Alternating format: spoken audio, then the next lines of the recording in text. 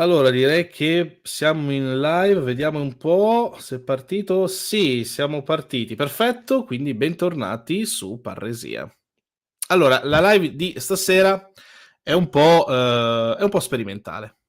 Oggi parliamo di wargames e di come essi siano parecchio importanti sotto il profilo dell'istruzione, divulgazione storica e anche nel campo dell'addestramento militare.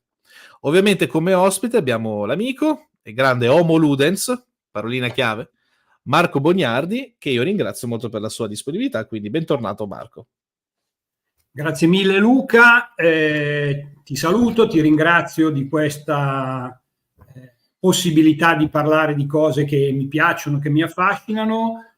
Oggi scopriamo un po' gli altarini perché non parliamo di storia militare, non parleremo soltanto di storia militare, non parleremo di balistica come mi è capitato di parlare su altri canali, ma parleremo di wargames, parleremo di giochi di guerra, parleremo un po' di quella passione, quell'interesse che mi ha portato a approfondire anche tutte le tematiche storiche e storico-militari. Intanto che tu racconti qualcosa di più, io sono riuscito anche finalmente a collegarmi con il cellulare, per cui ho qui davanti a me il cellulare. Sì, infatti, se noti ci sono già. Allora, vogliamo rispondere un attimo a qualche piccola domanda che stanno già iniziando a fare. Ad esempio, vedo un sacco di gente collegata, no? Sì, Anche sì. tanti amici. Vedo allora, Stefano Musetta, vedo Mauro Orso, vedo Paolo Carraro, che è tutto molto amico. bello, tutto molto bello, però proviamo un attimo a rispondere intanto a queste domande. No, adesso devo fare il mio lavoro di host. Vai, fai il tuo lavoro di host. Allora, sì, lo sapevamo che, ecco, Cardini magari no, però Barbero assolutamente sì, che giocano ai table war game con i soldatini, ma infatti parleremo principalmente di quello. Parleremo sì, ovviamente di wargame in scala, ma specialmente qua ci chiedono se fra i wargame è inserito anche Hearts of Iron.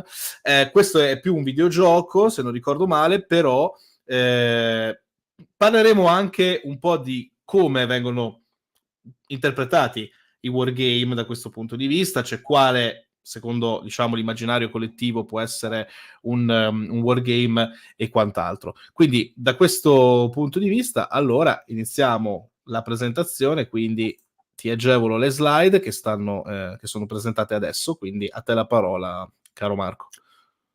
Perfetto, vi ringrazio tutti, ringrazio chi ci sta seguendo. Vedo che siamo arrivati a 48 persone che ci stanno seguendo, vuol dire che la pubblicità che abbiamo fatto sia da parte mia che da parte tua ha avuto, direi, un discreto successo. Speriamo che questa live poi abbia un numero di visualizzazioni confrontabile anche alle altre. Visto che non lo dici tu, lo dico anch'io, mettete un like, a voi non costa niente, ma per il canale è importante perché in questo modo l'algoritmo di YouTube ha la possibilità di far girare maggiormente questo video. Beh, potresti fare lo YouTuber, dato che stai iniziando a impratichirti di questi termini. No, lo YouTuber lo lascio fare a te. Io faccio solo il presenzialista, come dico, no? Si vede che chiacchierare soddisfa questo desiderio questa mania di protagonismo che tutti i professori universitari hanno, e quindi facciamo le live su YouTube. Come al solito io ho preparato una presentazione PowerPoint, in questo caso, come dire, è particolarmente doverosa visto che ci saranno anche tante immagini, così ci perdiamo un po' via e le persone non ascoltano magari le sciocchezze che posso raccontare io. Se alla fine di questa chiacchierata la presentazione vi è piaciuta, mi potete tranquillamente scrivere, come già fanno in molti, per posta elettronica, e io vi posso mandare il PDF senza alcun problema.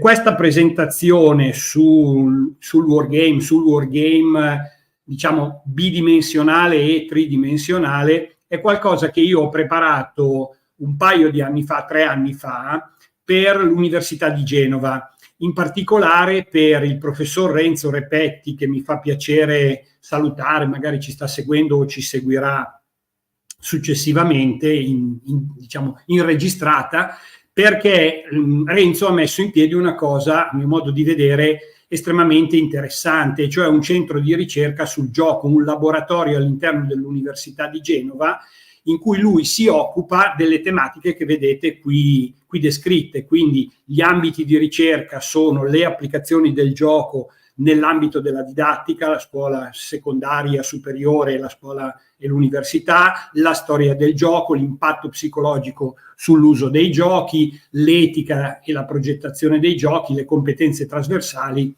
legate ai giochi e così via. Lui tutti gli anni organizza sempre un ciclo di seminari, e quello che vedete quest'anno, la locandina del ciclo di seminari di quest'anno, la vedete riportata in questa slide sulla destra.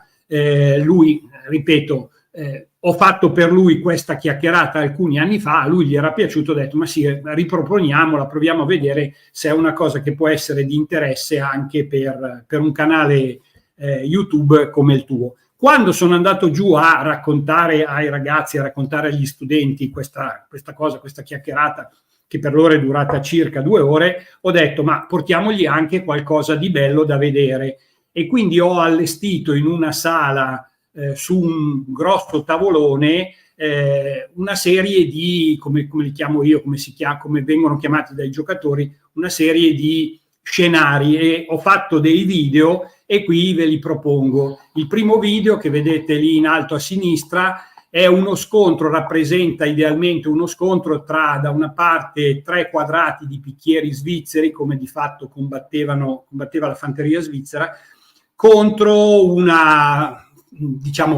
esercito borgognone, quindi potrebbe essere attorno alla seconda metà del XV secolo, 1477-78, le battaglie di Granson e di Morat. Questo è uno degli scenari che ho proposto. Un altro scenario che ho proposto, ho fatto vedere qui ai ragazzi sul medesimo tavolo 2 scale diverse, la prima che avete visto in 6 mm, la seconda in 15 mm, con 2 eserciti di tipo napoleonico, la scala più grande francesi e inglesi, la scala più piccola francesi e austriaci. Poi questo è l'altro scenario che avevo proposto. Questo è uno scenario ambientato nella seconda guerra mondiale, in particolare il fronte russo. Qui ci sono da una parte, si distinguono dei sovietici, e dall'altra parte dei tedeschi. Dalla silhouette dei carri armati potete anche identificare le tipologie. Ecco, qui in fondo, quando il video qui adesso si interrompe, si vedono dei T-34-76 e sul retro mi pare dei T-34-85. L'ultimo video che vi faccio vedere è di uno scenario. Avevo proposto 6 scenari, qui ne sono riportati 4. Questa è una cosa che a me affascina, piace molto. È uno scenario legato ai duelli aerei nella prima guerra mondiale. Come vedo che scrive qualcuno, questi sono dei modelli, dico i modelli di Wings of War, per quelli di voi che sono appassionati di wargame, di giochi di guerra, sanno di che cosa sto parlando, e in particolare noi lo giochiamo con una elaborazione di Blue Max, che è un gioco per appunto sviluppare i duelli aerei nella prima guerra mondiale.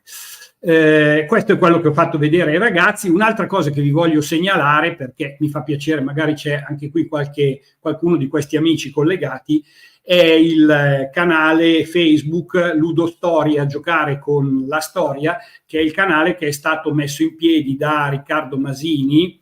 Riccardo Masini, come dire, è un po' figlio d'arte, già suo papà Sergio Masini si interessava di giochi, era uno degli autori, dei collaboratori, adesso non so, magari era uno dei principali gestori della famosa rivista Per Gioco, una rivista che ha avuto grande successo grosso modo attorno alla fine degli anni 80 inizio anni 90, e anche lui ha questo gruppo su Facebook in cui fa divulgazione del gioco storico militare, ma non solo. E recentemente anch'io ho partecipato a questa virtuale conferenza gestita da Riccardo Masini, che è di Roma, e da un amico che è Luca Fiorentini qui di Milano, questa Ludo Storicom 2024, in cui ci siamo trovati per parlare di di giochi storici, di giochi storico-militari e così via. Loro soprattutto sono interessati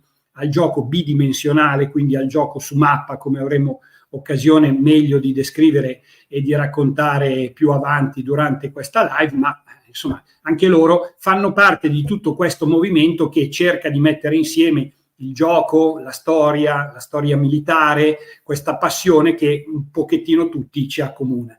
Di che cosa parliamo oggi? Io ho ripreso appunto, come dicevo, la presentazione e questo è un po' l'indice della presentazione. Più che vedere l'indice, guardiamo l'immagine che è riportata a destra. Cosa rappresenta quell'immagine a destra? Rappresenta la locandina del film War Games, Giochi di guerra. Credo che molti di noi abbiano sentito per la prima volta la parola War Games quando hanno visto questa locandina di un famoso film degli anni '80 e insomma oggi raccontiamo queste cose, diciamo che cos'è il Wargame, qual è stata la sua evoluzione storica, se ci sono e quali sono i temi culturali del Wargame, se ci sono degli ostacoli e poi cercheremo di rispondere alla domanda se il Wargame è utile alla storia, allo studio della storia. Allora, cos'è il Wargame? Il Wargame è tante cose diverse, ognuno ha un'idea molto diversa del wargame. Per qualcuno il wargame, come vedete queste persone qui in alto a sinistra, è trovarsi attorno a un tavolo allestito, come dice qualcuno che non gioca, dice un plastico. Ecco, chi gioca a wargame di solito non usa mai questo termine plastico, no? Dice lo scenario, il tavolo da gioco, si trovano attorno a un tavolo da gioco allestito in vario modo a tirare dei dadi e a giocare coi soldatini, piuttosto che, guardate qui a fianco, l'immagine a fianco a destra, è una mappa su cui ci sono dei simboli, ci sono dei segnalini che rappresentano le unità e anche questo è il gioco, è un gioco su mappa, ma anche questo è un wargame. Oppure anche il caso dei militari che vedete in basso a destra, anche i militari in basso a destra sviluppano un gioco di tipo addestrativo, di tipo formativo legato alla loro professione per cercare di approfondire, di comprendere una serie di tematiche che poi meglio vedremo. Il gioco è anche tante altre cose. Ecco, qui vedete ad esempio, io per fare questa presentazione ho preso tante immagini da vari amici, no? Ad esempio qui alcuni amici che mi hanno dato delle immagini sono gli amici del gruppo La Piccola Armata di Torino. Penso che molti sappiano che in giro per l'Italia, nelle varie città, ci sono gruppi, club, organizzazioni di persone che si ritrovano a giocare spesso il sabato pomeriggio o una sera della settimana, abbandonando mogli, fidanzate, amanti, compagni, eccetera, eccetera. E tra questi, come certamente avrai immediatamente riconosciuto, c'è anche Alessandro Barbero con la maglietta, con la polo verde che si vede in alto a sinistra, e poi altre immagini di soldatini. Vedo che Stupore 95 dice: ma quello è Barbero? Sì, certo, quello è Barbero. Oppure, non lo so, ci sono anche cose particolari, stranissime fino a un certo punto, insomma, strane per noi italiani, per gli anglosassoni non lo sono così tanto. Lì, ad esempio, in alto a sinistra, vedete un gioco di comitato che è stato realizzato nel 2016, quindi a 100 anni dalla battaglia dello Jutland, un gioco di comitato in cui ci sono tanti giocatori che rigiocano tutti insieme la battaglia, lo scontro navale il famoso scontro navale della Prima Guerra Mondiale dello Jutland nel 1916. O poi c'è anche qualcuno che dice: ma secondo me è wargame il cosiddetto paintball, quelli che si sparano le palline di vernice colorata. Qualcuno dice è wargame anche l'attività di reenactment. Vedete le due immagini riportate nella slide in basso, no? Ci sono da una parte a sinistra dei granatieri inglesi della guerra d'indipendenza americana, a destra invece dei legionari romani. Oppure potrebbe essere anche tante altre cose. Vedete, non è detto che il gioco del wargame sia banalmente e semplicemente il solo gioco ad ambientazione terrestre. Il wargame può anche essere un gioco di tipo aeronavale, come si vede in alto a destra, oppure terrestre navale, in basso a sinistra il caso di uno sbarco, oppure vedete quel gruppetto di persone che vedete in basso a destra è una parte del nostro gruppo, della nostra associazione milanese, si chiamano i condottieri, ci chiamiamo pomposamente i condottieri di Milano, e ci troviamo alcuni giorni della settimana in una ludoteca nella zona nord di Milano, che stiamo giocando uno scontro di duelli aerei nella prima guerra mondiale. Tra l'altro, se notate, c'è uno dei giocatori che sta appunto spiegando una manovra di tipo tattico sul tavolo che eseguivano gli aerei, no? per evitare di farsi tallonare e quindi di farsi abbattere.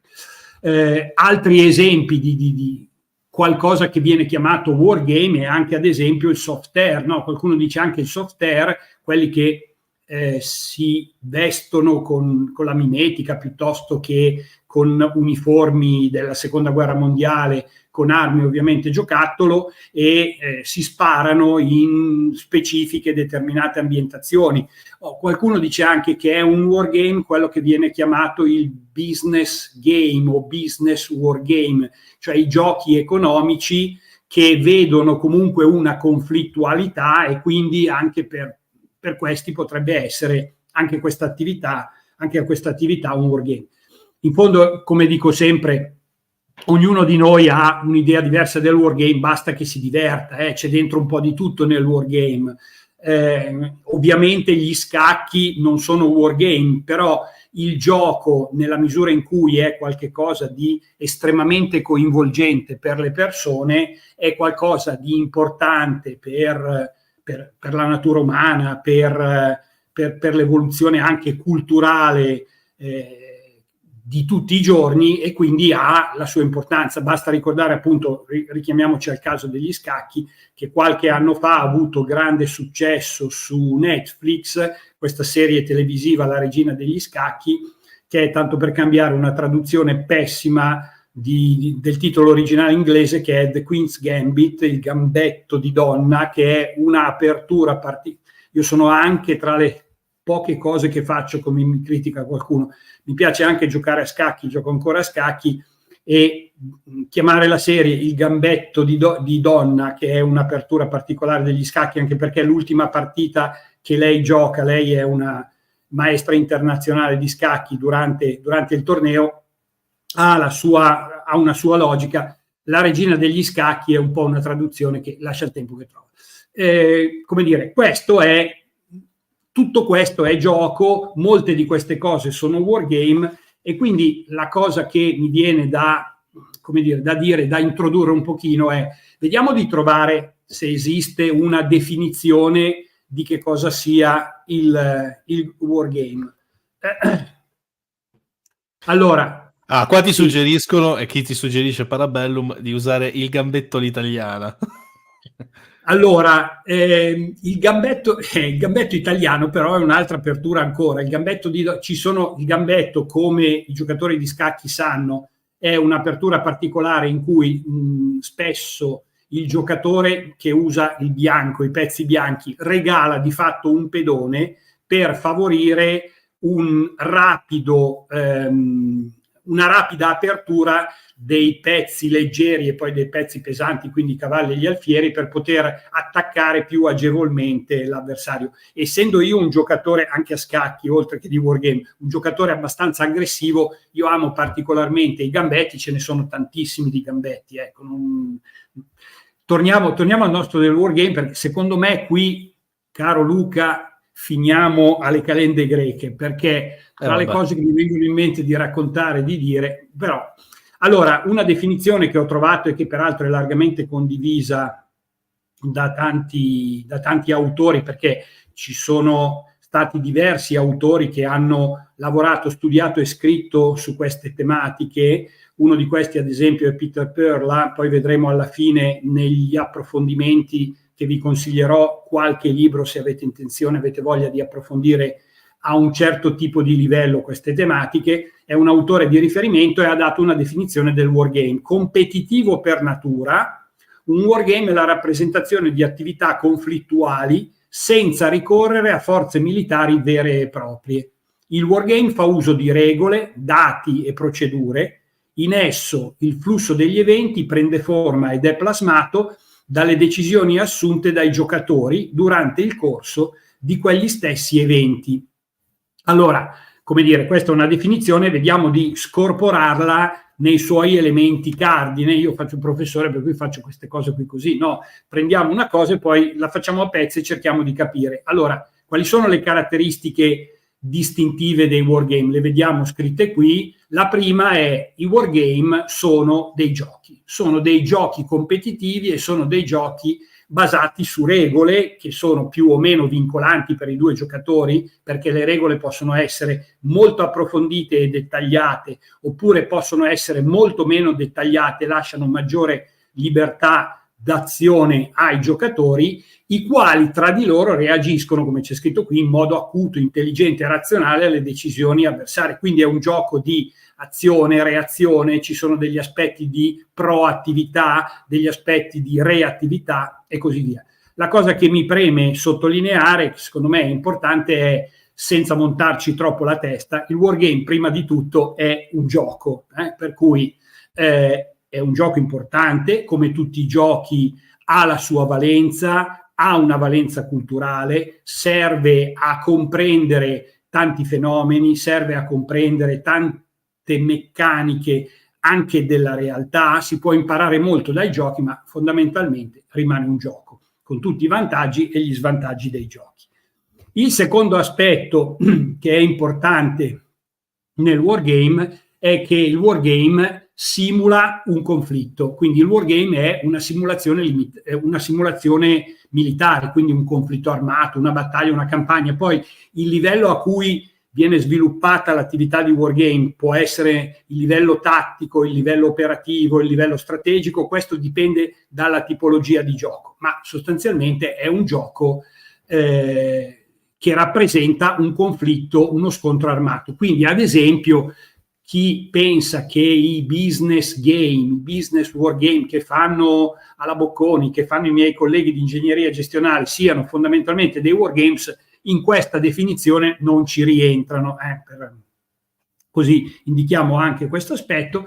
E terzo aspetto, sempre della definizione di Peter Perla che abbiamo letto prima, nei wargame non si usano armi, non si usano truppe, per cui ad esempio quelli che vengono chiamati da alcuni i live wargames, cioè i wargame dal vivo, gli addestramenti, le esercitazioni, le attività di reenactment, oppure il soft air, il paintball, quella roba lì, queste cose qui, adesso ho usato un termine che non vorrei che chi fa anche queste cose si offendesse, queste cose qui che io non le pratico, ma per certi versi le apprezzo, in particolare il reenactment lo apprezzo particolarmente, per capire tante questioni e tante dinamiche storiche. Queste cose non rientrano in questa definizione e quindi non sono wargame. Una cosa che vale la pena sottolineare: è importante l'aspetto economico. Questo aspetto è fondamentale e va ricordato e riconosciuto. Rispetto a un'attività addestrativa reale, il wargame ha il grossissimo vantaggio di costare praticamente niente rispetto a un'attività addestrativa reale, e quindi questa cosa qui potrebbe essere molto ma molto utile per le forze armate. Sto parlando per le forze armate italiane, perché in altri paesi le forze armate di paesi stranieri fanno largo uso, largo impiego dell'attività del wargame per addestrare i propri reparti, per addestrare sulle tematiche che possono essere gestite con il gioco, con il wargame. Per altre attività ovviamente no, e sarebbe molto importante che questa cosa venisse, come dire, considerata, presa in esame anche dalle nostre forze armate, che ahimè purtroppo, come diremo più avanti, fanno poco o nulla in questo ambito. Un'ultima cosa che mi sono dimenticato di dire prima quando stavamo, come dire, sviluppando questi 3 punti, Ecco, normalmente il wargame è un gioco che si gioca, scusate questa ripetizione, contro un avversario fisico. È vero che esiste il wargame, il gioco contro l'intelligenza artificiale, contro il computer, è vero che esiste il gioco anche in solitario, perché esistono dei wargame in solitario, che vuol dire che il giocatore svolge una serie di azioni e in automatico il gioco propone delle reazioni alle azioni che sono state svolte dal giocatore, ma a mio modo di vedere il wargame raggiunge il suo massimo nel momento in cui c'è un confronto psicologico con un altro essere umano, con un'altra persona. Il bello del gioco è proprio questo, io che gioco ancora a scacchi, il bello di giocare a scacchi contro un'altra persona è che non stai giocando contro i pezzi, come dice qualcuno che gioca a scacchi, non giochi contro i pezzi dell'avversario, ma giochi contro l'avversario, perché tutti i giochi hanno una dimensione psicologica che diventa fondamentale. Il confronto mentale con un altro essere umano è di primaria importanza.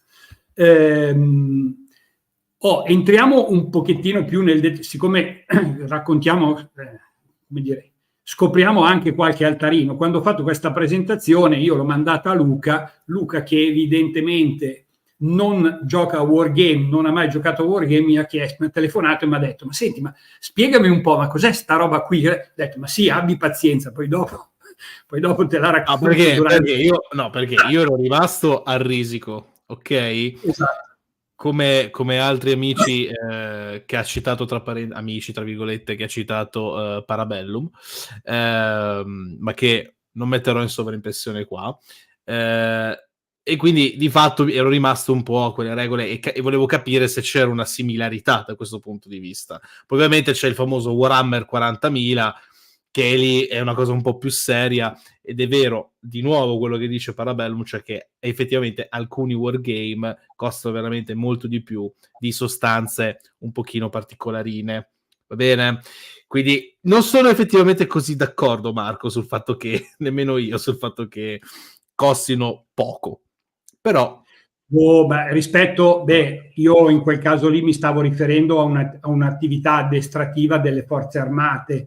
Siccome okay. in passato mi è capitato di partecipare con la scuola ufficiali dell'esercito italiano, quando Giovanni Cerino Badone insegnava lì storia militare, il corso di storia militare, mi è capitato una volta di uscire con loro, che sono andati a fare un sopralluogo in una zona in Italia che era stata oggetto di uno scontro militare. Hanno fatto questo sopralluogo e poi Giovanni li ha riuniti tutti in un salone e praticamente gli ha fatto fare una sorta di wargame addestrativo su mappa, relativo ai luoghi in cui prima si erano trovati. Io ho trovato questa cosa, come dire, estremamente utile e interessante. Poi vedere i ragazzi che si mettevano lì e discutevano di come spostare i reparti, chi mandare dove, a fare che cosa.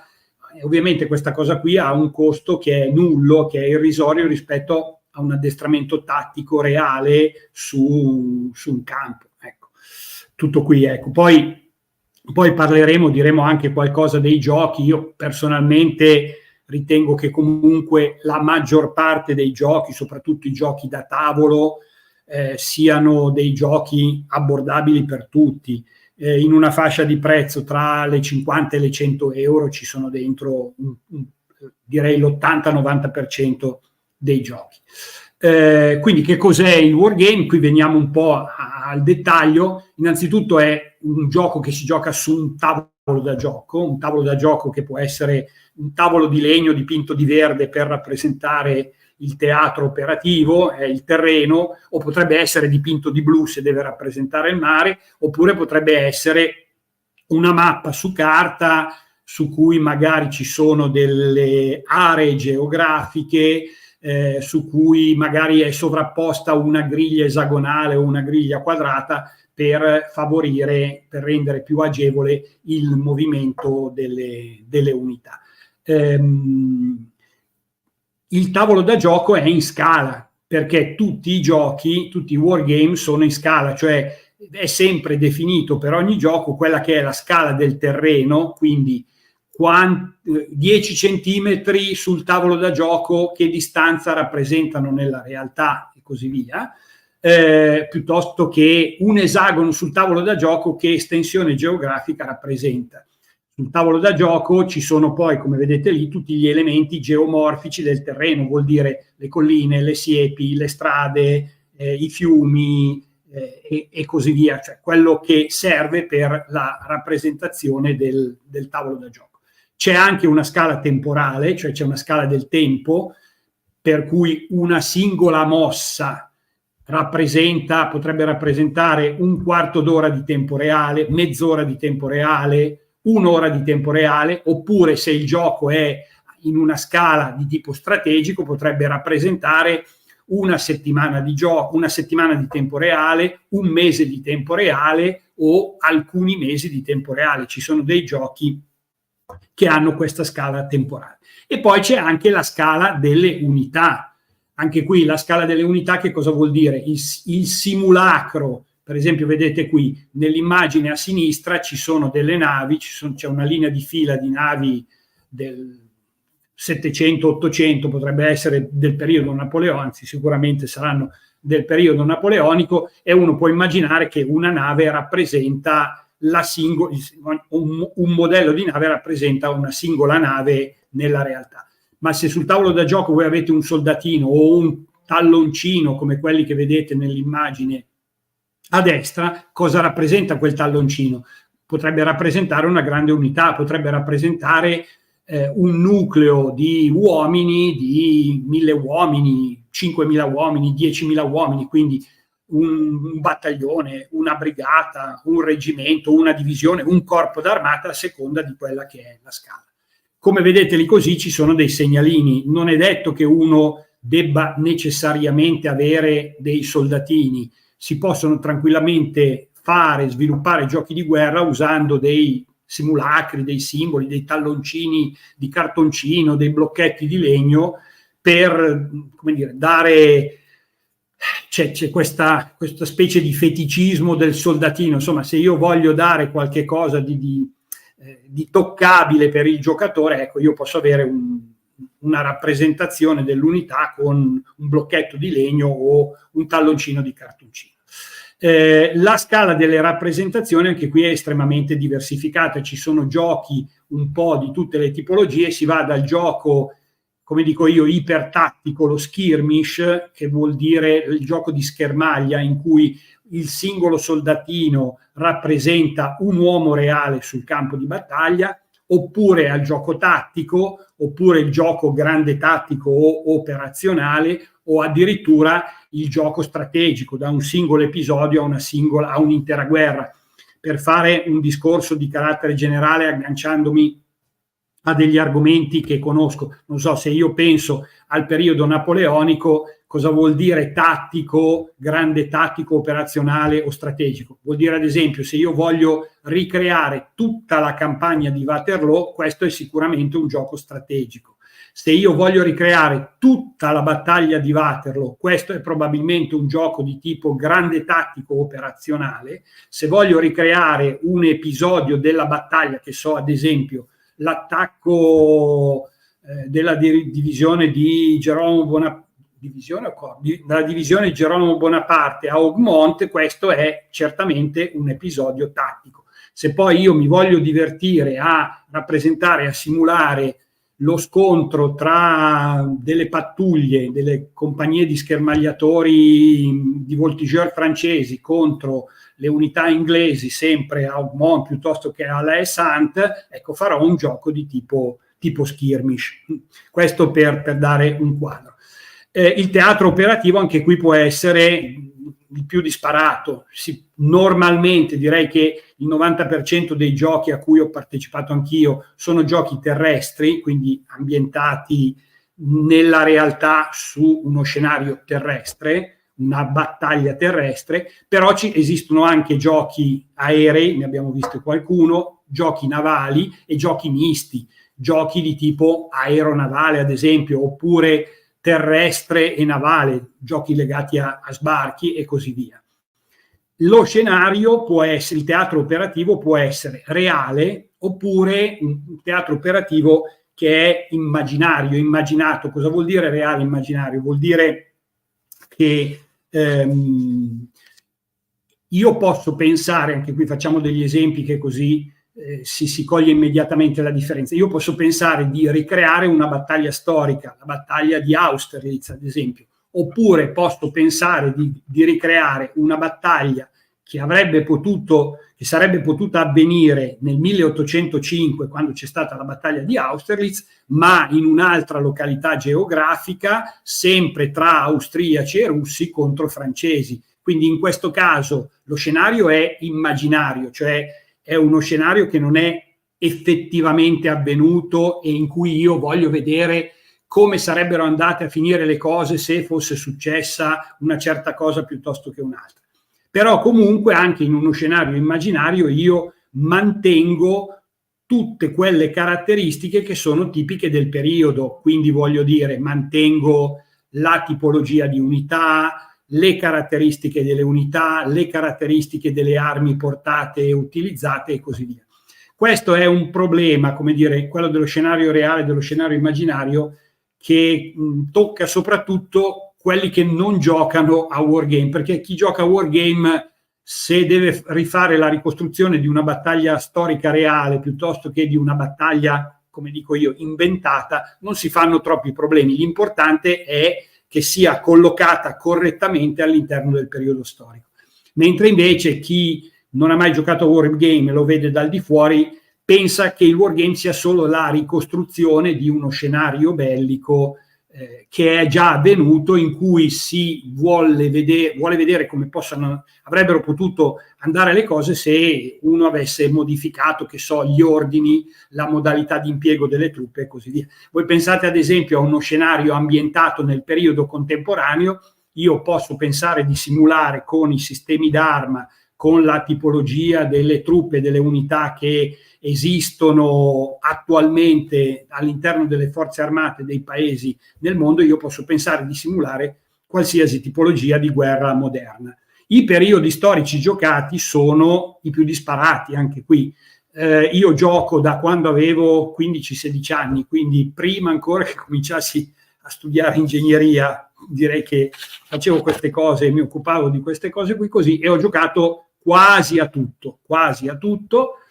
Lì ho sottolineato i periodi che sono maggiormente giocati tra, diciamo, le persone che conosco. Poi bazzico molto sui siti internet e quindi vedo in giro per il mondo che cosa fa la gente. La gente gioca moltissimo il periodo della antichità classica e della tarda antichità, gioca tantissimo anche il periodo medievale, si gioca moltissimo un po' in tutto il mondo le guerre napoleoniche, si gioca tanto la guerra civile americana, soprattutto negli Stati Uniti giocano tantissimo la guerra civile americana, e poi moltissime persone, molta gente gioca anche la seconda guerra mondiale.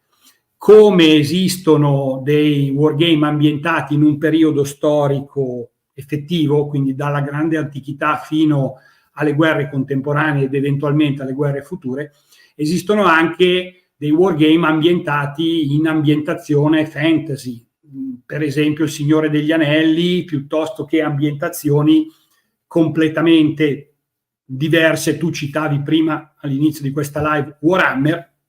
Il mondo di Warhammer è un'ambientazione fantasy oppure un'ambientazione science fiction, quindi fantascienza, nella versione Warhammer 40.000. Io personalmente ho giocato un po' tutto, io non sono molto attratto dalle ambientazioni fantasy e science fiction, preferisco l'ambientazione storica, come dico sempre quando chiacchiero anche con qualche amico che gioca al fantasy piuttosto che la fantascienza, gli dico: ma vuoi mettere 3.000 anni di storia con 150 anni di fantasy o di fantascienza? Per cui io la chiudo in questo modo. Poi c'è un amico che mi dice sempre: tu non devi prendere troppo in giro quelli che giocano a fantasy o science fiction, perché comunque sono un bacino che poi molto spesso dalla fantascienza e dal mondo fantasy transita nel mondo del gioco storico, e questo è assolutamente positivo. Io alla fine, per sintetizzare, per non voler togliere nulla a nessuno, dico l'importante è divertirsi in maniera sana, per cui uno gioca con i soldatini che vuole, se è contento alla fine va benissimo così. Io sono contento a giocare l'antichità classica, le guerre medievali, la guerra dei 7 anni, che ho giocato anche la guerra dei 7 anni, le guerre napoleoniche, la guerra civile americana o la seconda guerra mondiale. Qualcuno gli piace di più giocare il fantasy e il science fiction, va bene nello stesso modo. E vi faccio vedere qualche esempio, perché ho detto, vabbè, io non è che possa poi raccontare solo così in modo generico, io faccio questa presentazione per raccontarvi anche un po' quello che ho fatto e un po' anche come sono io, insomma. Vi racconto alcune esperienze che ho vissuto. Per esempio, mi è capitato qualche anno fa, nel 2022, di giocare con il gruppo di Torino la ricostruzione della battaglia di Marengo. Tra l'altro la battaglia di Marengo è uno scontro, io sono, come penso molti di quelli che ci stanno seguendo sanno benissimo, perché l'ho già detto in tante live, sono soprattutto appassionato del periodo che va dalla metà del Settecento alla metà dell'Ottocento, che è il periodo centrale attorno al periodo delle guerre napoleoniche. Ho fatto addirittura per il canale Parresia, per il canale Parabellum di Mirko Campochiari, una live intera su Marengo.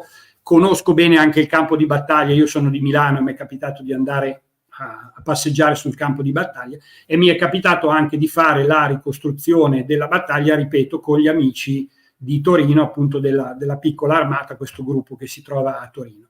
Io in particolare gestivo una delle colonne austriache che venivano fuori da Alessandria, la colonna di Adik. Ecco, qui vedete, come dire, l'esperienza sul campo. Qui è dove quando abbiamo giocato, cito delle cose che per gli esperti di wargame sono anche banali, per gli altri diranno ma che cosa sta dicendo. Poi questi sono soldatini in 15 mm dipinti dagli amici di Torino, e abbiamo fatto la ricostruzione della battaglia. Qual è la cosa che si percepisce? Beh, io vi posso dire, avendola studiata dal punto di vista storico-militare, essendo andato sul campo di battaglia, tu apprezzi tanti aspetti che un conto è vedere, un conto è studiare su un libro, un conto è giocare. Per esempio, un aspetto che si percepisce giocando è il problema della congestione delle truppe austriache che dovevano uscire da Alessandria e passare su quest'unico ponte e poi aprirsi a ventaglio davanti alle forze francesi che si trovavano, come dire, schierate sul lato opposto di quel torrentello che è il torrente il Fontanone. Quindi questo è un esempio. Altro esempio che mi è capitato di giocare, questo direi una ventina di anni fa, con gli amici del club di Pavia, che era perché adesso non è più aggregato nello stesso ambiente. Era un gruppo molto attivo, molto agguerrito, si trovavano molto spesso a rigiocare la battaglia di Aspern-Essling, che è un'altra battaglia delle guerre napoleoniche del 1809. Qui giocavo con i francesi, in particolare avevo la difesa di Aspern. Se conoscete un po' le guerre napoleoniche, la battaglia di Aspern-Essling è una battaglia particolare, è la prima battaglia, secondo la maggior parte degli storici, in cui Napoleone ha subito una sconfitta evidente da parte dell'esercito austriaco. L'esercito, la Grande Armée, dopo aver conquistato Vienna, cerca di attraversare il Danubio per aprirsi su quella piana del Marschfeld, ma viene bloccato tra i due villaggi, quello di Aspern e quello di Essling. Ecco, lì, se voi leggete Chandler, per esempio, che è il libro di riferimento in Italia, anche perché è uno dei pochi tradotti e completi sulla storia militare delle campagne napoleoniche, a un certo punto si trova scritto che questa, più che una battaglia, è un vero e proprio assedio. Letto così su un libro lascia il tempo che trova. Giocandola vi accorgete che è proprio un assedio, cioè voi vi trovate circondati da questo gruppo estremamente ampio e di gran numero di forze austriache, soverchiante di forze austriache, che cerca di ributtarvi nel fiume e voi siete lì ancorati tra questi due villaggi a fare una difesa che sembra una difesa quella di un assedio, quindi più che una battaglia è un assedio. Guarda, Marco, se ti posso interrompere un attimo, qua abbiamo in realtà con i commenti delle fonti dirette sul campo. Ad esempio abbiamo qua riguardo Marengo, se non ricordo male, sì, Paolo Carraro che scrive: io ero l'ufficiale austriaco che comandò l'attacco iniziale in mezzo al fango, avevo l'uniforme verde da Stato Maggiore, ero a Marengo durante la rievocazione storica e fui colpito da uno zoccolo di un cavallo sulla tibia destra. Posso dire di essere stato ferito. Poi un altro, ad esempio, Davout, ecco, guarda, abbiamo pure i marescialli qua, ricordo, e qua stiamo parlando invece di Asper Essling, se non ricordo male, Sì. no, Marengo anche lui, ricordo la prima cannonata a un cavallo che ha dato di matto. Allora, Nicolà Davout è un mio carissimo amico che si chiama Dennis Peroni e che è di Milano anche lui, e fa parte anche lui, e lo saluto, del gruppo di amici che si chiama, come abbiamo detto prima, l'associazione I Condottieri di Milano, che ci troviamo a giocare a varie cose, ecco. Vedo tanti commenti, spero, non lo so, adesso mi fermo un attimo e ti chiedo, non è che ti stai annoiando, vedo che ci sono 116 persone. No, ce ne sono 120 in realtà, quindi vai, non credo proprio che ti stiano annoiando, anzi. Perfetto. No, un'altra cosa che mi è capitato di giocare sempre col gruppo di Pavia, anche qui ormai tanti anni fa, per chi sa di che cosa parlo, giocavamo con il regolamento Empire, sempre in 15 mm, abbiamo rifatto, è stata rifatta, eravamo tanti giocatori, anche a Asper Nessling eravamo 4 giocatori francesi e 5 o 6 giocatori austriaci, qui lo stesso, 4 francesi e 3 inglesi e 2 prussiani. Abbiamo rigiocato la battaglia di Waterloo, io tenevo la posizione, una delle 3 giocavo dalla parte dei francesi, attaccavo la posizione di Papelotte, che è una delle 3 posizioni fortificate sul campo di battaglia tenute dall'esercito inglese, no? Papelotte, Les Saintes e Augmont. E qui quando voi giocate percepite tutta una serie di cose che si capiscono bene anche quando leggete i libri che descrivono la battaglia. Per esempio, si capisce immediatamente la situazione critica in cui versa l'esercito inglese, perché l'esercito inglese numericamente, ad esempio, come batterie di artiglieria è estremamente inferiore all'esercito francese, l'esercito inglese è inferiore come cavalleria rispetto all'esercito, l'esercito inglese è inferiore come cavalleria rispetto all'esercito francese, se non fossero arrivati i prussiani non so come sarebbe andata a finire. L'altra cosa che si percepisce chiaramente giocando è che quando arrivano i prussiani, contrariamente a quello che si trova scritto in tantissimi libri, soprattutto se voi giocate sul lato destro dell'esercito francese, cioè dove giocavo io, i prussiani non te li trovi sul fianco destro, ma te li trovi che arrivano da dietro, e quindi con la possibilità immediata di tagliarti le linee di comunicazione, e quindi vivi. Ora ho capito da dove ha preso Ridley Scott, quindi. Ecco. Potrebbe, tutto può essere, non lo so, vabbè, comunque. E niente, questa è un'altra cosa. Quindi, anche qui, per sintetizzare, se vogliamo vedere sempre cos'è il wargame, com'è che si gioca, c'è un regolamento, perché tutti i giochi sono basati su un regolamento, è un regolamento scritto con delle regole di alcune pagine. I regolamenti possono essere molto complessi o anche più semplici, non è detto che il gioco migliore sia quello con un regolamento complesso e viceversa, poi diremo qualcosa dopo, e tipicamente i regolamenti sono articolati prevedono che il gioco è articolato in 4 fasi, ogni mossa è articolata in 4 fasi. C'è una fase iniziale cosiddetta degli ordini, quindi l'attività di comando controllo delle unità sul campo, la trasmissione degli ordini, il vedere se gli ordini riescono ad arrivare alle unità, cioè non è scontato e immediato che il generale dia un ordine e l'unità immediatamente lo esegua, magari lo esegue con ritardo, magari lo esegue in modo diverso rispetto a come gli è stato dato. Tutte queste sono cose che nel gioco vengono previste.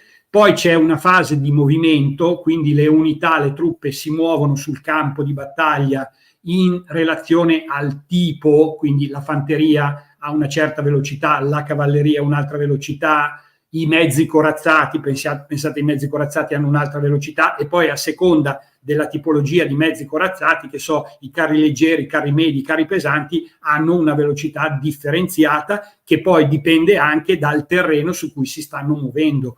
Un conto è muoversi su strada, un conto è muoversi fuori strada, quando c'è ad esempio il fango, oppure quando ci si sta muovendo con la bella stagione. Oppure, per tornare all'esempio della fanteria, un conto è la fanteria fresca che si muove alla mattina all'inizio della battaglia, un conto è invece la fanteria o la cavalleria ormai affaticata dopo ore di combattimento, che deve nuovamente rimettersi in movimento sul campo di battaglia per entrare in combattimento. Poi c'è la terza fase, che è il combattimento vero e proprio. Il combattimento vero e proprio viene risolto tipicamente col lancio di dadi. Ogni unità ha un fattore che rappresenta il combattimento a distanza, quindi i tiri con i fucili, con i moschetti, con l'artiglieria, con i cannoni dei carri armati, con i cannoni delle navi, insomma immaginatevi un po' queste cose qui. Oppure il combattimento ravvicinato, cioè il combattimento corpo a corpo. E poi c'è la quarta fase, che è una cosa un po' strana per chi non gioca, che è la cosiddetta risoluzione del morale. Cioè, cos'è sta cosa qui? Tutti quelli che giocano sanno benissimo che un'unità viene eliminata dal gioco non nel momento in cui fisicamente fino all'ultimo uomo viene sterminata, ma come avveniva realmente sui campi di battaglia, le unità, quando raggiungono un certo livello di perdite, che contrariamente a quanto la gente ritiene, secondo l'opinione pubblica, è sempre molto basso, perché per esempio durante le guerre napoleoniche i reparti cominciavano a entrare in crisi quando il livello di perdite era attorno al 10-15%, cominciavano a pensare che forse era meglio ritirarsi e andare da un'altra parte e non stare sul campo di battaglia. Bene, questa cosa è rappresentata nel gioco con delle regole. A un certo punto si arriva a una condizione in cui uno dei due schieramenti, uno dei due eserciti raggiunge una condizione di collasso, si ottengono si arriva ad avere le cosiddette condizioni di vittoria, e quindi il gioco termina con la vittoria di una delle due fazioni. Nel gioco si parla di partiti, uno dei due partiti, no? E come dire, il gioco termina e si va tutti a casa a dormire, spesso alle 2, alle 3 di notte, dopo aver cominciato a giocare alle 9 di sera. Sotto vedete un po' di immagini, vi voglio dire due parole sull'immagine che vedete in basso a sinistra. È una ricostruzione di uno scenario che credo molti di voi abbiano visto anche. Esattamente, Black Hawk Down è un gioco skirmish ambientato appunto diciamo a Mogadiscio. Cos'è che c'è dopo? Ecco qui. Quindi alla fine, perché a me piace il wargame? Perché ho ripreso questa definizione, perché giocare a wargame è sostanzialmente fare un esercizio intellettuale, è porsi dei problemi prima di doverli affrontare nella realtà. Giocare significa confrontarsi, conoscere cose, sapere come agire, prendere delle decisioni, significa anche imparare a perdere, che non è una cosa così semplice da assorbire psicologicamente. In fondo, sostanzialmente, giocare è avere a che fare con tutta una serie di processi di decisione mentale, per cui secondo me è culturalmente formativo e è anche qualcosa di estremamente interessante. E quindi arriviamo a fare una sintesi. Ma secondo te il test della Kobayashi Maru è un wargame o non è un wargame? Che cos'è il test della Kobayashi Maru? Per me personalmente, che sono un ingegnere meccanico, l'universo di Star Trek è il massimo. Cos'è il test della Kobayashi Maru? È un test a cui vengono sottoposti i cadetti dell'Accademia della Flotta Stellare, ed è un test che è pensato per mettere alla prova la capacità di comando del cadetto e il carattere in situazioni che sono senza soluzioni. Il test della Kobayashi Maru è legato al nome di questa nave, la Kobayashi Maru, che è una nave da trasporto che si trova abbandonata non si capisce bene se non mi ricordo bene se è nello spazio neutrale o nello spazio dei Klingon, e a un certo punto il cadetto, che è come simulazione al comando della nave, deve decidere se entrare nello spazio neutrale e quindi potenzialmente scatenare una guerra con i Klingon, quindi una situazione perdente, oppure abbandonare la Kobayashi Maru al suo destino e quindi perdere tutto l'equipaggio della Kobayashi Maru, e anche questa è una situazione perdente. La maggior parte dei cadetti cercano di andare a recuperare l'equipaggio della Kobayashi Maru, vengono circondati dai falchi da guerra Klingon e la nave viene abbattuta, ripeto, è una simulazione al calcolatore. L'unico che riesce a superare il test della Kobayashi Maru è il capitano Kirk, che ovviamente cosa fa? Modifica il programma di esecuzione del computer, del calcolatore, e riesce a superare il test. Ecco. Concludo con quello che c'è scritto lì: prima o poi in tutte le nostre vite anche noi ci troveremo di fronte al test della Kobayashi Maru, che per loro è un wargame formativo. Si tratta di prendere delle decisioni come vedremo, come abbiamo visto nella slide precedente, decisioni che in questo caso sono delle decisioni senza via di uscita. Quindi, in sintesi, per concludere questa parte che è andata forse fin troppo lunga, wargame è gioco, quindi ci sono aspetti ludici. Il wargame è simulazione militare, quindi è imparare questioni di tipo tattico, strategico, di questioni di tipo addestrativo, di organica, di armi, di impiego delle armi, caratteristiche di queste armi e così via. È qualche cosa che non ha un impatto economico o ha un impatto economico marginale, ed è importante perché mette in moto tutta una serie di processi mentali, decisionali e culturali che sono fondamentali e importantissimi. Ogni tanto, parlando con dei miei colleghi, dico noi ormai ci siamo quasi ridotti a insegnare agli studenti come se fossero dei meri esecutori, cioè noi li prepariamo a reagire a delle tipologie di esempi e di esercizi che gli diamo come se fossero dei polli in batteria, e invece dovremmo fare quello che diceva Henry Ford: pensare il lavoro più difficile che ci sia. Questo è probabilmente il motivo per cui pochi lo fanno. Quindi a me piace il wargame perché secondo me è estremamente importante, perché aiuta le persone a pensare e a riflettere sulle questioni e sui problemi. E dopo questo vedo che il numero non si sta riducendo, rimaniamo su dei numeri molto alti. Vai avanti. Vedo che i commenti si sprecano, mi piacerebbe mettermi lì a leggerli tutti, ma poi perdiamo tempo. La storia del wargame, da dove deriva il wargame? Il wargame deriva da questi due personaggi che vedete qui. Il primo regolamento, ci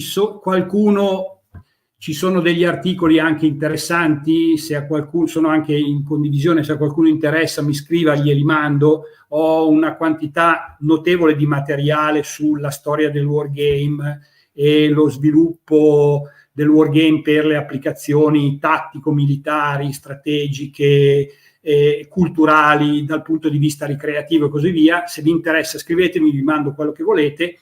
Direi che il primo gioco che può essere considerato come un wargame consolidato è quello che è stato proposto nel 1812 da questi due personaggi, von Reiswitz padre e von Reiswitz figlio, che propongono all'esercito prussiano questo gioco che si intitola Istruzioni per la rappresentazione delle manovre tattiche sotto forma di gioco di guerra. Lì vedete la plancia di gioco, vedete il tavolo con tutte le pedine, e la cosa interessante è che si trattava, eccolo qui, il Georg Leopold von Reiswitz, ufficiale prussiano. Si trattava di un gioco competitivo tra due partiti contrapposti. Lì vedete le pedine, si utilizzavano dei dadi, il terreno aveva delle caratteristiche geomorfiche che erano simili alle caratteristiche reali, c'erano informazioni limitate sull'avversario. Questa è una cosa che non ho detto prima, ma c'è in tutti i giochi, la cosiddetta fog of war, come dicono gli inglesi, cioè la nebbia della guerra. Tu non sai tutto del tuo avversario, il tuo avversario non sa tutto di te, quindi devi prendere delle decisioni su un numero, avendo a disposizione un numero limitato di informazioni. Anche questo è molto importante, secondo me, per la vita di tutti i giorni. Nella vita di tutti i giorni ci piacerebbe, lo dico da ingegnere, poter contare su tutte le informazioni per prendere la decisione corretta. Purtroppo nella realtà è vero il contrario. Noi dobbiamo decidere avendo a disposizione solo poche informazioni assolutamente non complete, e questo è importante. L'altra cosa che c'è in questa slide è il fatto che il tutto era gestito da un arbitro. L'arbitro nella maggior parte dei giochi, soprattutto a un certo livello, è importante e fondamentale, perché è quello che consente di incrociare le informazioni senza dare troppe informazioni a un partito piuttosto che al partito avverso. Quindi è l'arbitro che fa da mediazione tra le due parti. Ovviamente i von Reiswitz presentano questo gioco al capo di Stato Maggiore prussiano dell'epoca, che era von Möffling, e lui ne risulta estremamente positivamente impressionato. Dice: questo non è un gioco, è un'esercitazione di guerra, devo raccomandarlo all'intero esercito. E infatti lui raccomanda il gioco. Von Moltke il vecchio, quello che poi sarà lo sviluppatore, diciamo l'esecutore della costruzione della macchina bellica prussiana che poi creerà l'impero il secondo Reich tedesco, quello del 1871.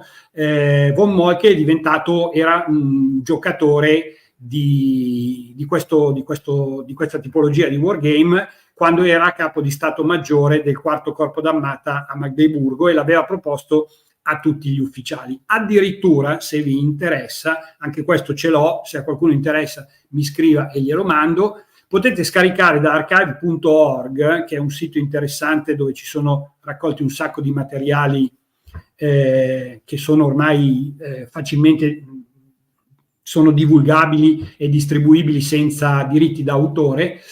Trovate i Moltke Tactical Problems, che è un testo edito nel 1894 dallo Stato Maggiore prussiano, in cui vengono riportati i Kriegspiel, cioè i giochi di guerra elaborati da von Moltke per gli ufficiali, per insegnargli appunto le problematiche della guerra, delle attività di staff, di Stato Maggiore, di un reparto, di una divisione, di un corpo d'armata o di un'armata, per addestrarli a quello verso il quale sarebbero andati incontro durante una guerra vera e propria. Ed è interessante leggere i Moltke Tactical Problems, perché sembra di leggere dei wargame, degli scenari di wargame. C'è proprio lo scenario con la cartina, le unità di un partito e dell'altro partito, come sono distribuite, come sono schierate sul tavolo, e poi si fanno delle domande specifiche. Per esempio, devi svolgere un'attività di esplorazione verso un nemico di cui non conosci nulla. Quale unità mandi in avanscoperta, come schieri l'artiglieria, come schieri gli squadroni di cavalleria. Sembra proprio di leggere un wargame di quelli commerciali che ormai da tantissimi anni girano e sono a disposizione di tutti i giocatori. Facciamo un salto temporale, un salto quantico, no? E arriviamo ai giorni nostri. Il wargame è estremamente diffuso in tanti ambienti militari. Per fare questa presentazione sono andato a guardare che cosa fanno i vari eserciti e mi sono accorto che c'è soprattutto gli eserciti di lingua inglese, di cultura anglosassone, quindi Gran Bretagna, Stati Uniti, ma anche Francia, Giappone, Russia, URSS, l'ex Unione Sovietica prima e la Russia adesso, si occupano molto di ricostruzione, di simulazione di eventi bellici. Purtroppo in Italia, rispetto agli altri paesi, non è che si faccia tantissimo, si faceva di più, si è fatto qualcosa di più in passato, non è che si faccia tantissimo. Secondo me sarebbe utile, perché sarebbe anche molto vantaggioso, riprendo un concetto che ho detto prima, sarebbe molto vantaggioso dal punto di vista economico. È un sistema di addestramento senza eccessivi costi che può compensare una parte, non completamente, degli addestramenti sul campo che possono svolgere le forze armate. Beh, dovremmo praticamente chiedere magari proprio a Gastone Breccia, oppure che ne so, anche a Paolo Capitini, ma mi riferisco più a Gastone Breccia perché lui insegna all'Accademia di Modena, storia militare.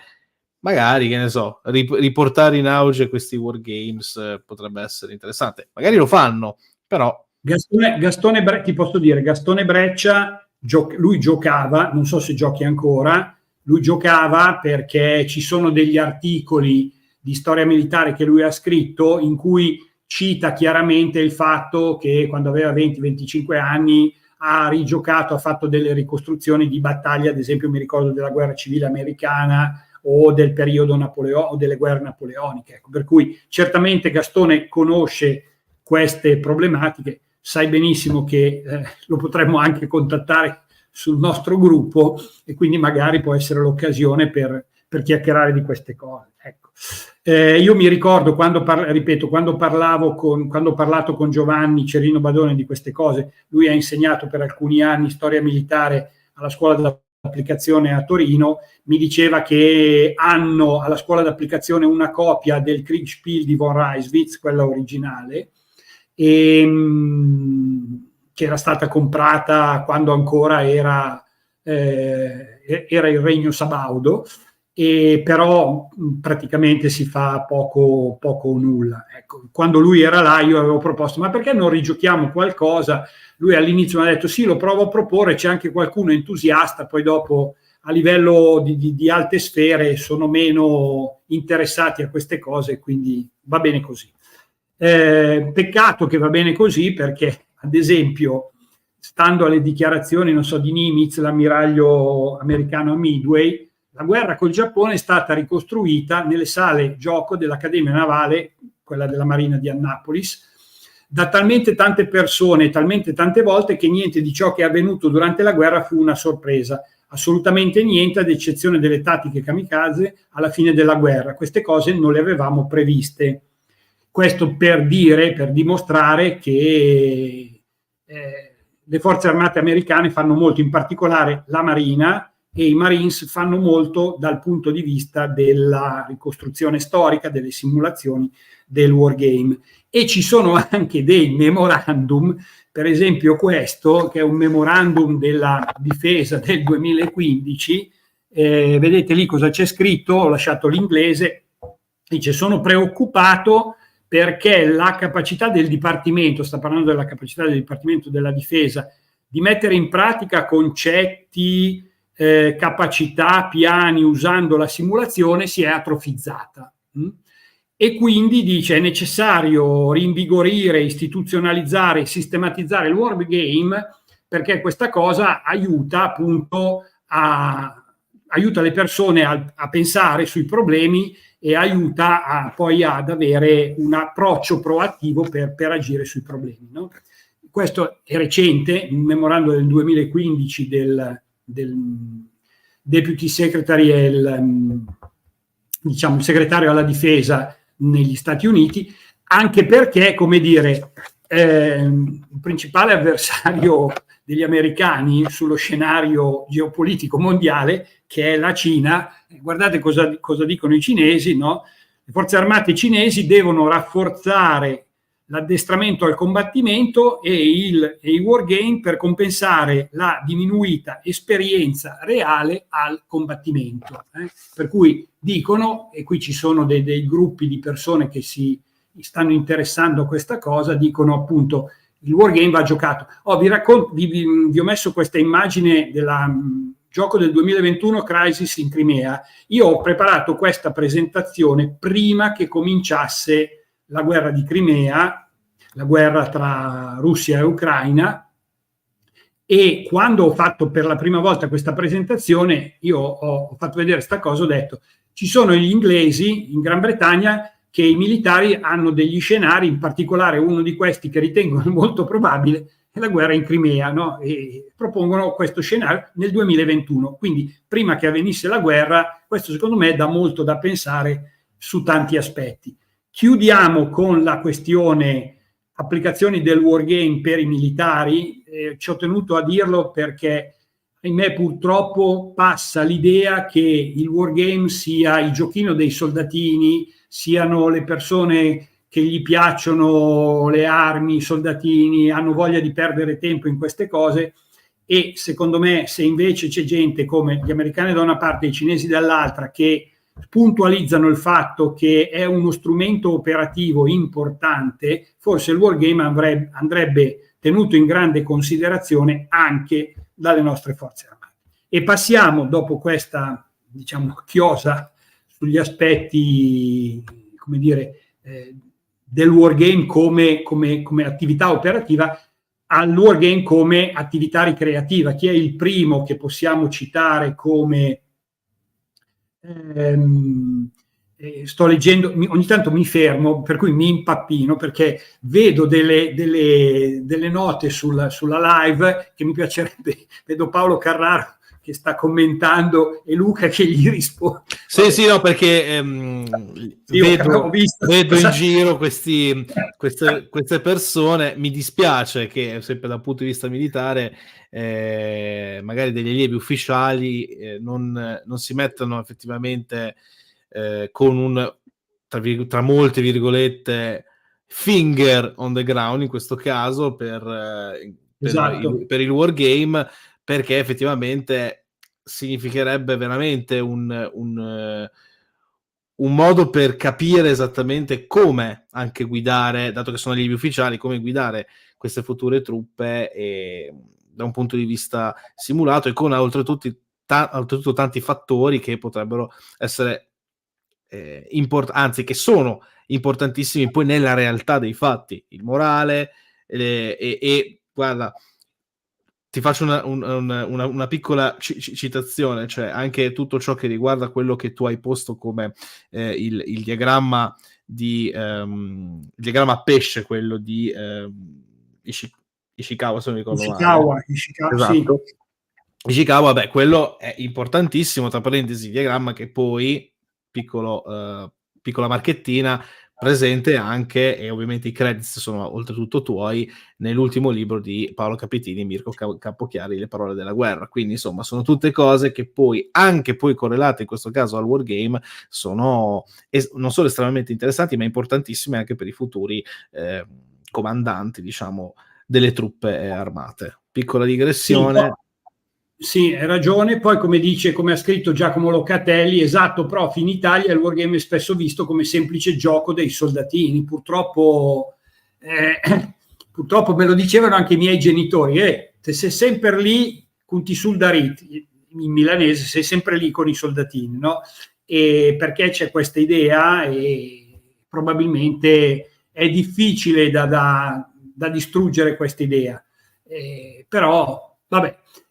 Andiamo avanti. Il wargame a scopo ricreativo, direi che il primo, uno dei capostipiti, è Wells, che è quello della guerra dei mondi.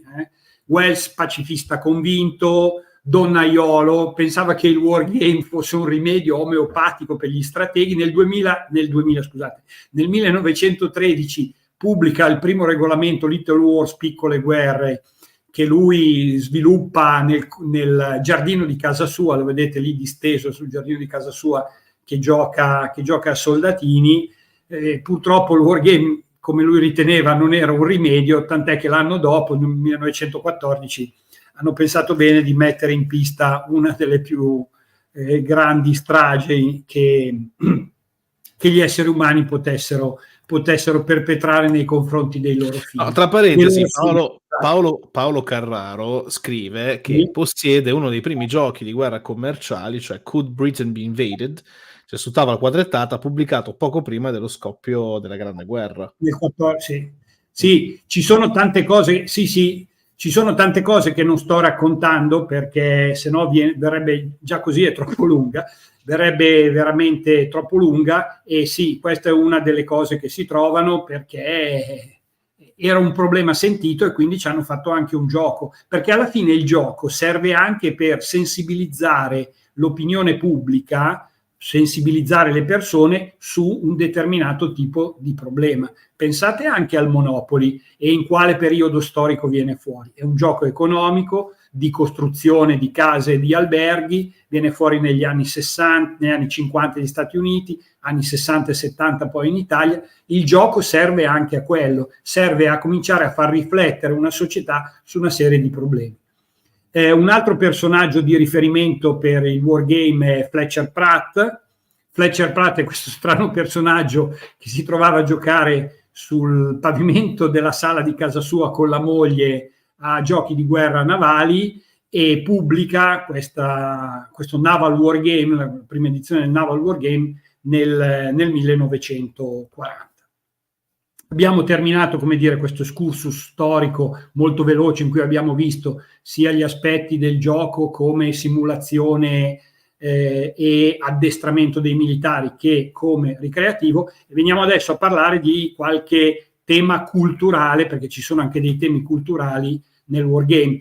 Il primo tema culturale è quello del gioco. Il gioco è fondamentale per gli esseri umani, perché il gioco, oltre a dare divertimento, comporta anche che l'essere umano apprenda delle cose, conosca delle tematiche, degli argomenti, coinvolge altre persone, è un modo per socializzare, sviluppa la creatività, la fantasia, la progettualità, crea una capacità relazionale. Quando si gioca, invece che giocare con il cellulare, quando si gioca con delle persone, c'è anche questa condivisione di attività, questo coinvolgimento, questo rispetto delle regole, che è vero sia per i bambini che per gli adulti. Perché questa cosa, vedete che la slide non è per caso uguale, è volutamente fatta uguale, perché le caratteristiche del gioco per i bambini sono esattamente le stesse caratteristiche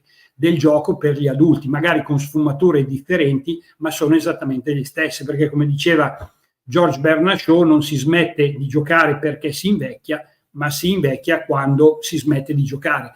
E qui mi permetto di riprendere un libro, facciamo un po' i sociologi, i filologi, di Johann Huizinga, autore noto per un altro famoso libro che è L'autunno del Medioevo, no? Cosa dice Huizinga nel Huizinga? Non so se si dica Huizinga o Huizinga.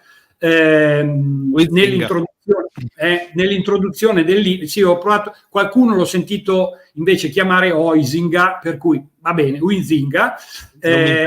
Non mi interessa, ti dico anche il perché è la prima volta dopo anni, questo ovviamente sì, te l'ho detto in realtà anche in pre-live, che sì, ritorna il nome di Huizinga nella mia vita, diciamo, da studioso e da insegnante, perché l'ultima volta che l'ho sentito è stato al mio esame di maturità all'orale, quando il docente della commissione interna adesso si chiama scienze umane, all'epoca si chiamava metodologia della ricerca socio-psicopedagogica, mi chiese proprio l'homo ludens di Huizinga.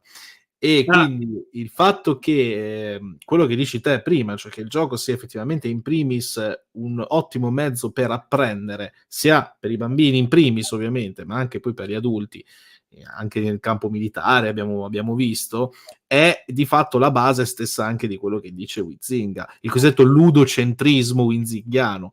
Questo è quello di cui parla. Scusami se ti ho interrotto. Prego. No, anzi, va benissimo, così hai parlato tu di questa slide. Io aggiungo soltanto una curiosità, una cosa che mi dice sempre la mia compagna. Lei insegna in una scuola dell'infanzia, quindi bambini piccoli, e dice: il gioco è importantissimo perché col gioco si insegna ai bambini il rispetto delle regole, quindi la socialità di un essere umano, il fatto che tu sei inserito all'interno di una società e devi rispettare delle regole, uno schema che ci siamo dati per poter vivere serenamente e reciprocamente, deriva dal gioco. Quella roba lì ti arriva dal gioco. Quindi quello che dice Huizinga, la civiltà umana...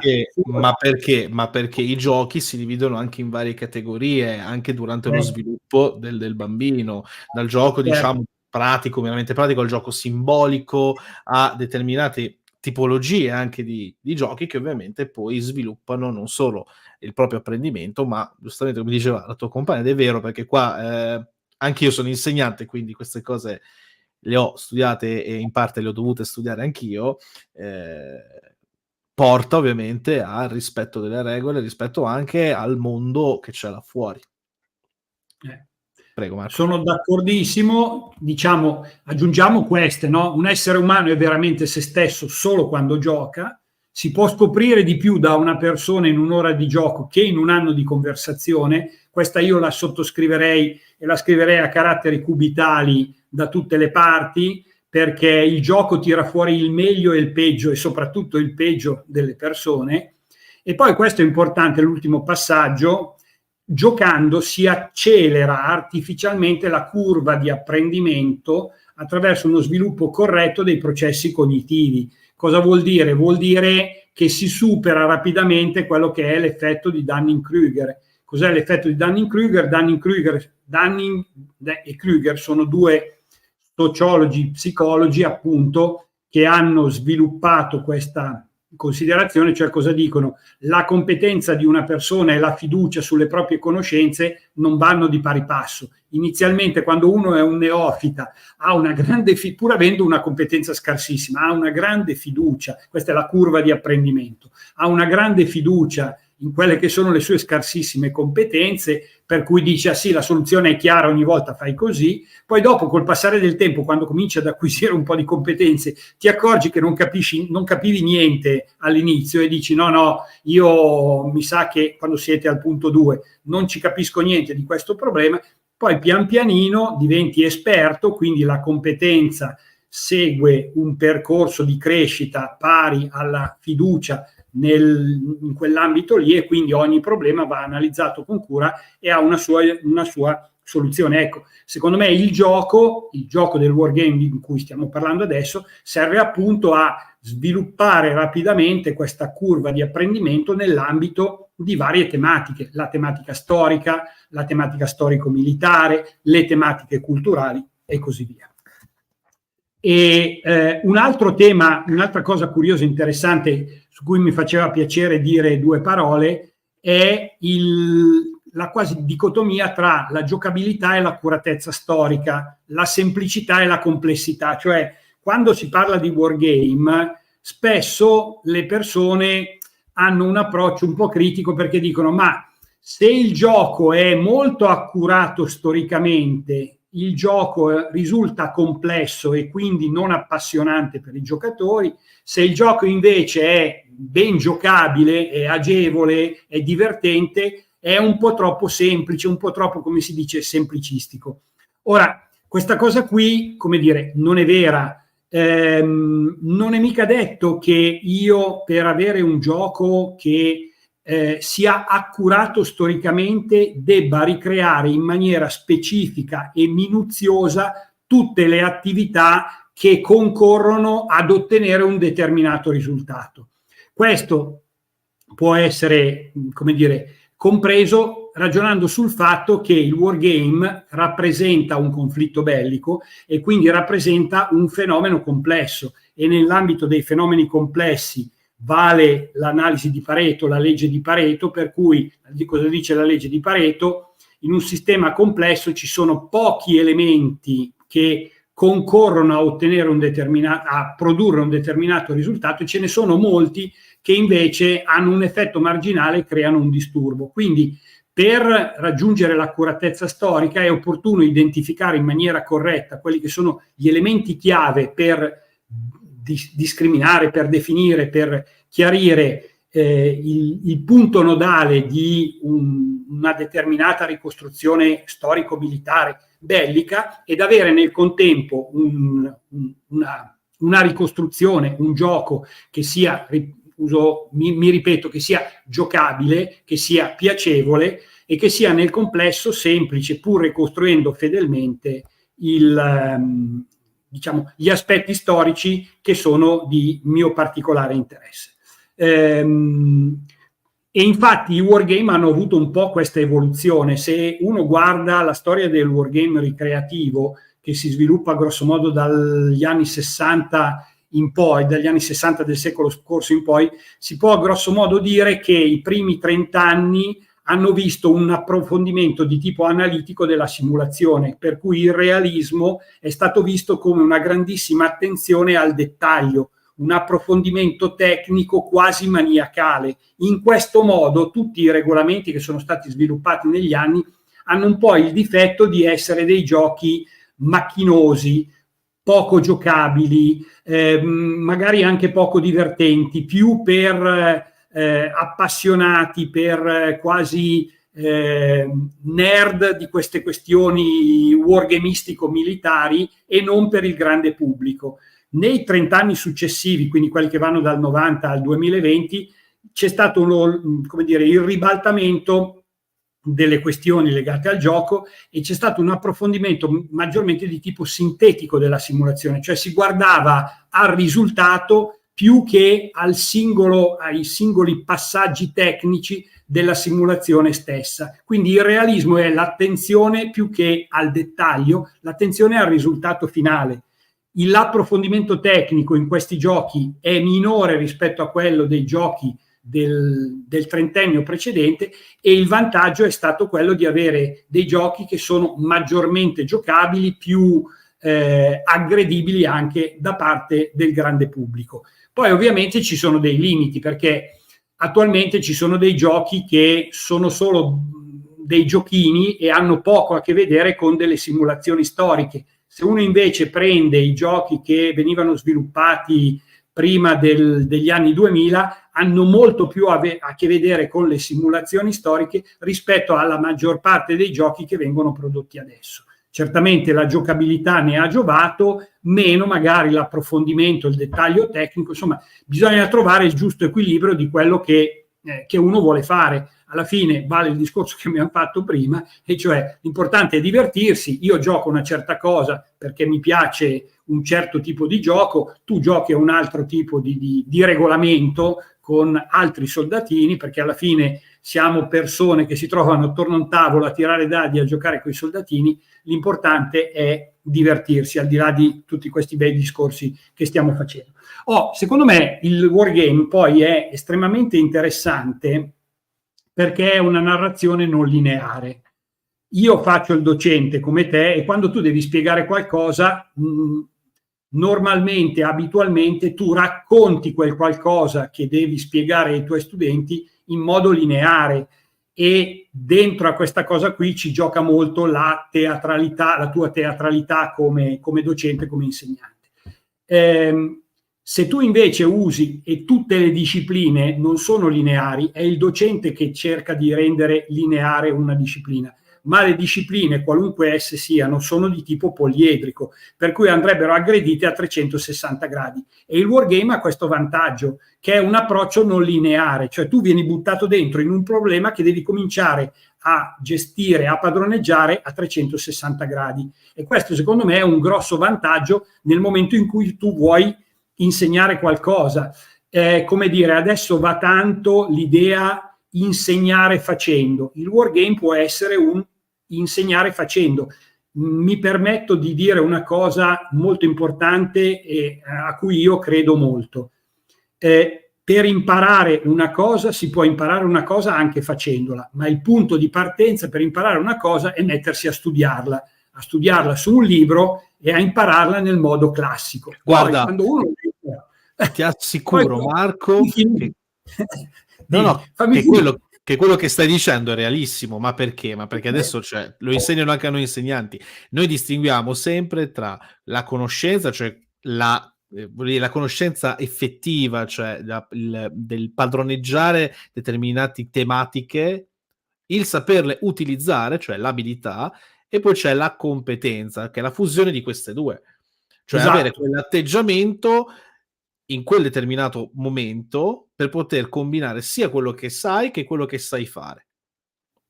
E esatto. cosiddetto saper fare, saper essere, è un po' questo Guarda, ce l'abbiamo anche noi in università. Ogni tanto vengono da me gli studenti e dicono: ma professore, facciamo qualcosa di più pratico. Io ogni tanto li guardo e dico: ma guarda che le cose pratiche derivano dalle cose teoriche. Prima studia, poi facciamo le cose pratiche. Prima di imparare a correre, devi imparare a camminare. Prima di fare le cose più difficili, quelle che tu mi chiami pratiche, a me sembra tanto che gli studenti mi dicano: ma no, facciamo le cose pratiche, perché non hanno voglia di studiare. Ma questo è un altro discorso, e che col wargame non c'entra.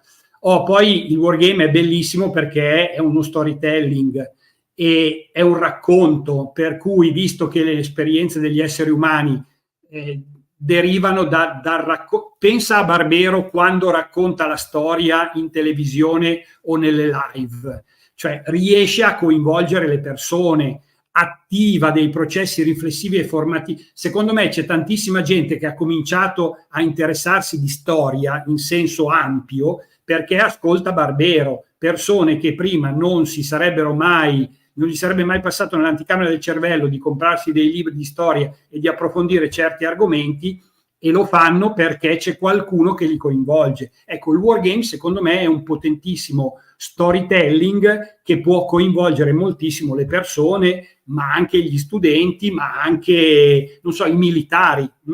Per esempio, ti faccio un esempio, leggevo sempre su questi social, su questi gruppi che si occupano di wargame a livello internazionale, che c'era un professore che doveva insegnare ai Marines americani la guerra del Peloponneso, la guerra tra Atene e Sparta, e dice che il primo anno è andato con una presentazione PowerPoint di 120 slide e c'era la gente che dormiva. L'anno successivo è andato con un gioco e sti ragazzi si sono appassionati, tant'è che sono andati a chiedergli dei testi, dei libri per approfondire, e questa cosa qui deriva da una fascinazione, perché il wargame secondo me è fascinazione. Eccolo qua, il wargame, come dice Recalcati, il wargame ha tante sfaccettature, tanti elementi di interesse, che sono, li vedete lì, no? Le armi, quelli che vanno sotto il nome di militaria, no? Le armi, le uniformi, i mezzi, il modellismo, la storia, le istituzioni militari, tutte queste cose qui. Questa cosa muove qualche cosa nelle persone, quindi è una componente emotiva, come dice Recalcati, no?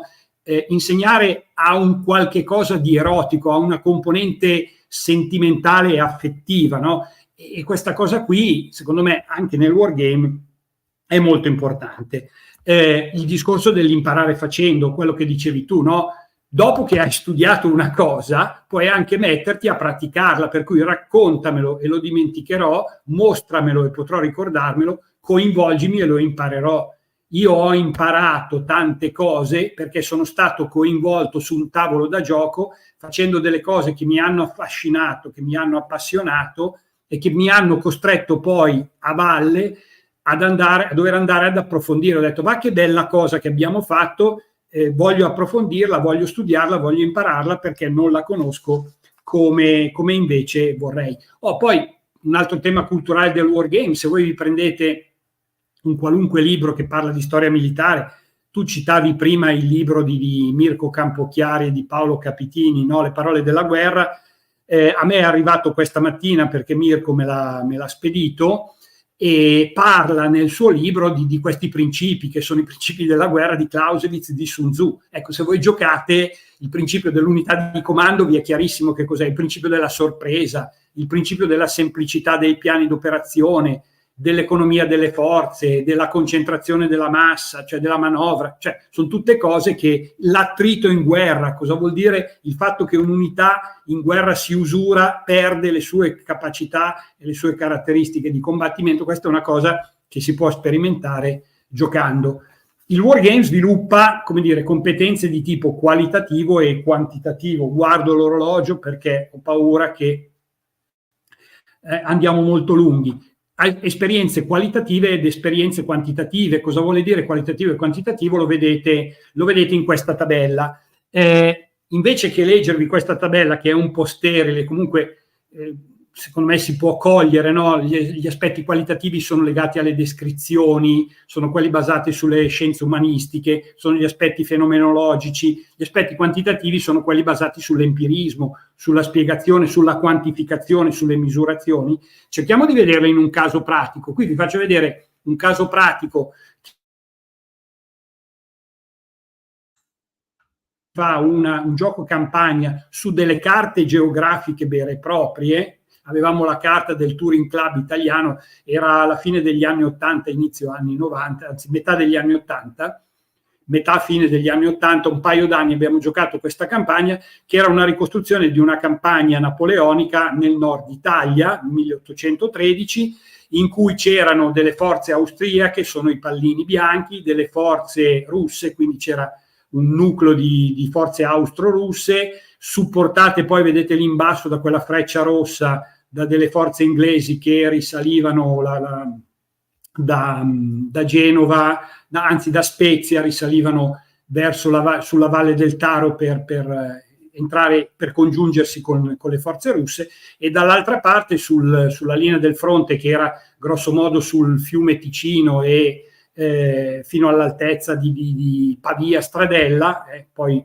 la linea del Po, c'erano le forze francesi che sono rappresentate da quelle sfere di colore, quei cerchi di colore azzurro. Qui vedete in 3 fasi come si è svolta la campagna. C'è una prima fase in cui c'è un attacco delle forze austriache che superano il Ticino, delle forze francesi che superano il Ticino, le forze austriache si ritirano al di là dell'Adda, si concentrano su Piacenza. Qui un'esperienza giocando nella pianura padana, si capisce benissimo per quale motivo durante tutte le guerre di indipendenza italiane, la prima e la seconda guerra, mi riferisco alla prima e alla seconda, la terza no ovviamente, gli austriaci mollassero sempre Milano, perché Milano è in una posizione strategicamente indifendibile ed è una cosa che giocando viene fuori in maniera evidente. Poi c'è una, riaggregazione, non la descrivo più di tanto questa campagna perché sarebbe anche molto complesso e il tempo stringe. C'è una riaggregazione delle forze, ci sono una serie di combattimenti attorno a Piacenza, attorno a Lodi, Melegnano, mi ricordo che ci fu un grosso scontro, e nella zona nord di Milano attorno a Monza. Gli austro-russi riescono a varcare la linea dell'Adda e respingono le truppe francesi. Cosa si impara dal punto di vista degli aspetti qualitativi e quantitativi? Che cosa io ho imparato? Che cosa vuol dire fare la guerra di grandi unità, che è una cosa che potrebbero imparare anche i militari, o fare la guerra di pattuglie. Voi avete visto su una mappa gli schieramenti, ma noi non sapevamo nulla. Io ero il partito austriaco, quindi comandavo le truppe austriache, io dovevo capire chi avevo di fronte mandando in giro delle pattuglie che andavano a raccogliere informazioni che mi venivano date da un arbitro, informazioni che erano a volte volutamente imprecise. Io non sapevo se fossero precise, imprecise, se fossero più o meno accurate, e questo è un modo di vedere la questione. L'altro grosso problema invece è la guerra delle grandi unità. Poi ci sono degli aspetti che invece che qualitativi sono quantitativi: gli armamenti, le tipologie, usare le unità in modo combinato, la fanteria con la cavalleria, con l'artiglieria. Una cosa importantissima quando si fa un gioco campagna è la logistica. Quando tu metti dei soldatini sul tavolo e fai una battaglia, tu vuoi andare allo scontro e risolvere la partita. Quando fai un gioco campagna perdi un sacco di tempo, perché devi definire i percorsi delle varie unità, le linee di rifornimento, cominci a capire quali sono i problemi reali che poteva avere un esercito sul campo. Capisci anche un'altra cosa, guardate l'ultimo punto: interazione e negoziazione con gli altri giocatori. Tu non sei una monade che decide da solo che cosa fare, devi entrare in contatto con gli altri giocatori del tuo partito. Noi eravamo 2 austriaci, un russo e un inglese, e quindi dovevamo metterci d'accordo tra di noi, trovare una sintesi delle opinioni diverse, e questa è una cosa secondo me estremamente utile. Un altro aspetto importante: io facendo questa campagna conosco benissimo, in maniera quasi maniacale, tutti i paesini che ci sono grosso modo tra la linea del Ticino e la linea dell'Adda sulla pianura padana. Questa cosa uno potrebbe dire, vabbè, non ti cambia la vita anche se non lo sai. Io ho imparato anche questa cosa facendo questo gioco. Un altro gioco che ho fatto, qui invece facevo l'arbitro, un secondo esempio personale, una campagna di tipo aeronavale nel Sud Pacifico, in particolare è la ricostruzione dell'operazione Shoestring, che è l'operazione con cui gli americani hanno occupato l'isola di Guadalcanal, e poi le operazioni della flotta giapponese. Qui le vedete schierate, la flotta giapponese in rosso, due gruppi, e la flotta americana in azzurro, altri 2 gruppi. Vedete le manovre sull'area geografica. Vedete che ci sono queste strane linee di colore rosso concentriche e blu dall'altra parte, sono le linee di pattugliamento dei pattugliatori aerei, perché un'altra delle cose che si impara facendo un gioco campagna è che tu non sai dove sono le forze nemiche, devi stabilire delle pattuglie, degli aerei che vanno in pattugliamento, che devono identificare le forze nemiche. C'è un arbitro, in quel caso ero io, che poteva dare informazioni corrette o informazioni sottostimate o sovrastimate, devi prendere delle decisioni se lanciare degli attacchi aerei, perché è un gioco aeronavale, se devi lanciare degli attacchi aerei su delle informazioni che non sono precise, che sono incerte, informazioni che ti arrivano da vari elementi, non so, un sottomarino che avvista delle forze piuttosto che delle unità che sono schierate sulle isole, delle truppe sulle isole che vedono delle navi o degli aerei passare, e tu devi prendere delle decisioni sulla base di informazioni frammentarie. Che cosa si impara? Si impara aspetti qualitativi, quindi cos'è la cooperazione aeronavale, ma capisci anche le navi. Io seguo, come immagino anche tu, il canale di Giulio Poggiaroni, no? Quando parla della guerra navale, della guerra aeronavale nella seconda guerra mondiale, non so, parla di incrociatori, parla di corazzate, incrociatori pesanti, incrociatori leggeri. Se uno non ha mai giocato, non sa qual è la differenza tra un incrociatore pesante e un incrociatore leggero e che cosa vuol dire. Per me è una questione, cioè per me è fondamentale sapere la differenza tra queste due cose. Non è uguale a zero, cioè un incrociatore pesante fa certe cose, ha un certo tipo di armamento, un incrociatore leggero è un'altra cosa, e sono cose che non è che ho imparato perché le ho lette solo su un libro, ma le ho imparate perché le ho giocate. E anche qui vedete che ci sono molti elementi, è il gioco campagna, che ci sono anche negli altri giochi, nell'altro gioco di cui vi ho parlato precedentemente.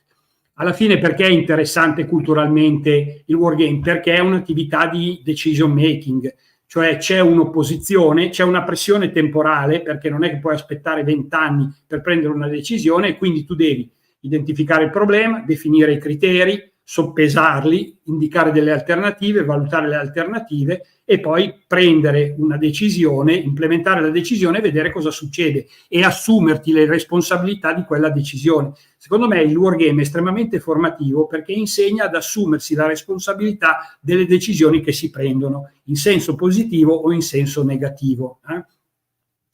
Un altro tema culturale potrebbe essere il wargame come storia controfattuale. Quindi uno può dire, ma perché è interessante il wargame? Interessante il wargame perché mi permette anche di vedere possibilità alternative, eventi alternativi legati a una battaglia, a una campagna militare che nella realtà si è verificata, si è sviluppata in un certo modo, nel gioco invece ha avuto un andamento completamente diverso. E andiamo verso la fine, perché stiamo un po' correndo, ma il tempo è tiranno. Quali sono gli ostacoli? Cos'è che ci ostacola nel wargame? L'ostacolo del wargame, come diceva il tuo spettatore prima, è il gioco dei soldatini. Bene, quando vi dicono così, guardate questa cosa. Questo è un primo ostacolo, cioè la gente dice sì, sono dei nerd che giocano a soldatini. Bene, nell'esercito tedesco, prima della seconda guerra mondiale, si facevano i cosiddetti Planspiel, cioè i giochi di pianificazione, e questo è il verbale di un gioco di pianificazione del 1927. Vedete lì l'elenco delle persone, vedete i nomi, chi sono, 14 di questi, 18 persone elencate, sono diventati generali o marescialli. Se non sbaglio, le 3 immagini che ho messo sono quello in alto è Manstein, quello in mezzo è Guderian e l'ultimo sotto è Dönitz. Tutti questi 3, oltre ad altri, come vedete lì così, partecipavano a questi giochi, quindi direi che forse non è proprio un giochino di nerd. O poi c'è tanta gente che magari facendo lo storico e anche uno storico militare di riferimento, come era Alberto Santoni, che ho avuto la fortuna di conoscere, l'autore del primo Ultra Secret, da Lissa alle Falkland, di vari volumi. Lui era un appassionato di gioca di guerra navale. Io ho un suo regolamento, lui ha sviluppato negli anni 77-78 un regolamento per giochi di guerra, io ce l'ho ancora, si chiamava Posto di combattimento, e lui era appassionato di queste cose. Un'altra persona che era appassionata di wargame è Chandler, l'autore delle campagne di Napoleone, era un appassionato di wargame. Ha collaborato anche con un altro autore che era un noto wargamista inglese, che è Bruce Quarry, anche lui scomparso e aveva collaborato gli aveva scritto l'introduzione del libro Le campagne di Napoleone in miniatura. Tra l'altro fu tradotto alla fine degli anni 70 anche da Mursia. E veniamo al nostro, perché anche Alessandro Barbero gioca, come dicevamo, gioca col gruppo di Torino, credo che non necessiti di presentazioni. Alessandro Barbero, una curiosità, è proprietario di un esercito del Regno Italico napoleonico, e quindi lui ogni tanto si trova con quelli di Torino a giocare ricostruzioni di battaglie napoleoniche, e questa è una delle battaglie in cui era impegnato. Un altro ostacolo del wargame è quello di dire è qualcosa di complicato. Ecco, il wargame non è, secondo me, qualcosa di complicato, le regole sono semplici, giocare bene è complicato, la cosa migliore da fare è affiancarsi a qualcuno che già gioca, che di solito tutti quelli che giocano hanno sempre molto piacere a trovare qualcun altro da coinvolgere nella loro passione, nel gioco che li affascina maggiormente.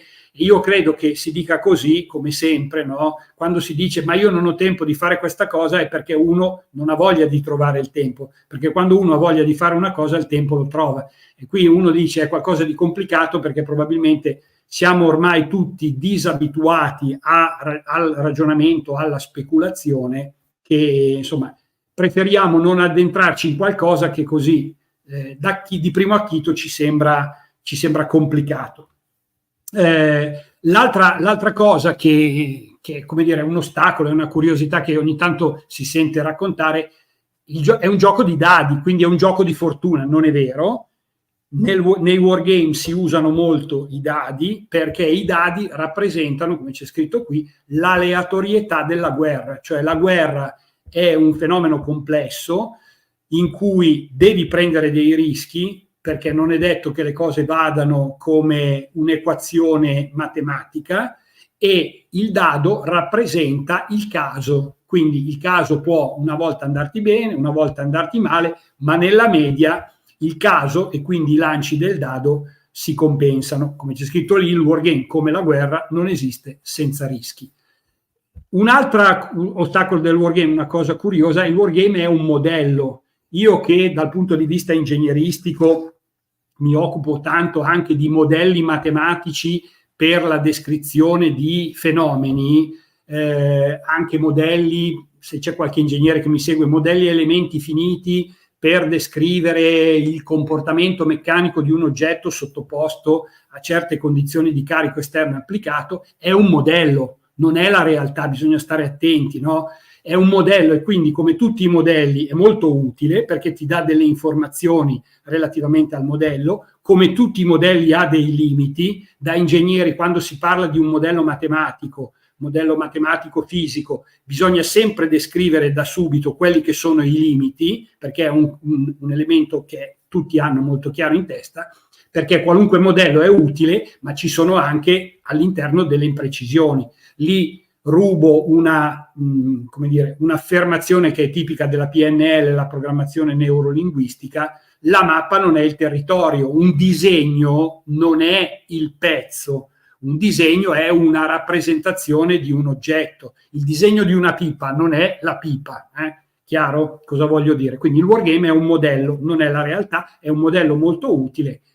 Il modello poi ha anche un problema, cioè il wargame ha anche questo problema, che il giocatore, anziché assimilare delle competenze, delle abilità, delle conoscenze, tende a giocare il gioco, quindi a giocare per vincere. Questo è un passaggio mentale che bisognerebbe cercare di superare, cioè entrare dentro al gioco per imparare quello che dal gioco si può raccogliere, non tanto giocare semplicemente per vincere nel gioco, ma per cercare di assorbire le conoscenze che il gioco vuole trasmettere. E poi c'è l'altro problema, il problema della distorsione cognitiva. Ogni gioco è sviluppato da qualcuno, c'è uno sviluppatore che ha creato delle regole, ha una certa idea diciamo dello schema di come andava secondo lui la battaglia napoleonica oppure gli scontri nella seconda guerra mondiale, e quindi può introdurre la sua distorsione cognitiva. Quindi giocare cose diverse, magari sullo stesso periodo, ti aiuta a vedere punti di vista diversi della realtà, come sono stati sviluppati dai vari autori di gioco. Poi, quando tu hai in mano uno strumento, perché il wargame è uno strumento e secondo me è uno strumento potente, bisogna stare attenti a non vedere tutto il mondo con gli occhi di quello strumento, cioè come c'è scritto lì, se tu hai in mano un martello poi non devi pensare, devi stare attento a non rischiare che tu vedi tutto il mondo come se fosse un chiodo, perché il wargame è utile per educare, informare e addestrare, ma non è la realtà, per fortuna dico io che non è la realtà della guerra, perché con il wargame noi abbiamo ostracizzato tutta la realtà drammatica della sofferenza, della morte che è tipica della guerra, e abbiamo invece recuperato tutta una serie di informazioni che possono essere utili per comprendere meglio il fenomeno guerra, per addestrare i militari che dovranno confrontarsi col fenomeno guerra e per far conoscere la guerra al grande pubblico. Il wargame è utile per la storia e arriviamo alla conclusione. Secondo me sì, il wargame è utile per la storia, però ci vuole tanta buona volontà, ci vuole anche un po' di tempo da perdere. Qui vedete, ovviamente potremmo riprendere quello che abbiamo detto all'inizio, cioè il centro per lo sviluppo del gioco di Renzo Repetti all'Università di Genova è secondo me un fiore all'occhiello di queste attività, ma ci sono anche altre attività. Ho trovato per esempio l'Università degli Studi di Torino, che ci sono due persone che hanno creato questo laboratorio interdisciplinare sul wargame. C'è Mauro Faina che è estremamente attivo nel settore del wargame bidimensionale, quindi sul tavolo di gioco, che quando era ad Aprilia in una scuola faceva giocare i suoi studenti a SPQR, cioè questo gioco della GMT per la ricostruzione di battaglie nell'antichità, e quindi io ho detto, facciamo delle proposte, no? Secondo me è utile alla storia, sì, volete, come dicevo prima, volete studiare la guerra del Peloponneso, giocate Atene e Sparta, che è un gioco della Columbia Games, con questi blocchi colorati di rosso e di blu che rappresentano appunto in rosso gli Spartani, in blu gli ateniesi e i loro alleati, e sviluppate la guerra del Peloponneso, magari andando avanti anche a leggere le fonti storiche. Oppure vogliamo andare avanti, io non ho mai giocato questo gioco, ma Renzo Repetti mi parla benissimo di questo gioco, che è un gioco storico-militare di tipo strategico, è Here I Stand, sulla riforma e la controriforma. Questo gioco è stato anche tradotto in italiano, è un bel gioco della GMT Games, che è una casa editrice americana, e appunto spiega un po' tutte le dinamiche del periodo come vedete qui, 1517-1555, il periodo della riforma e della controriforma, con le dinamiche della guerra tra la Francia da un lato e l'impero asburgico spagnolo dall'altra parte, per il predominio in Europa, il tutto mischiato anche con le questioni religiose.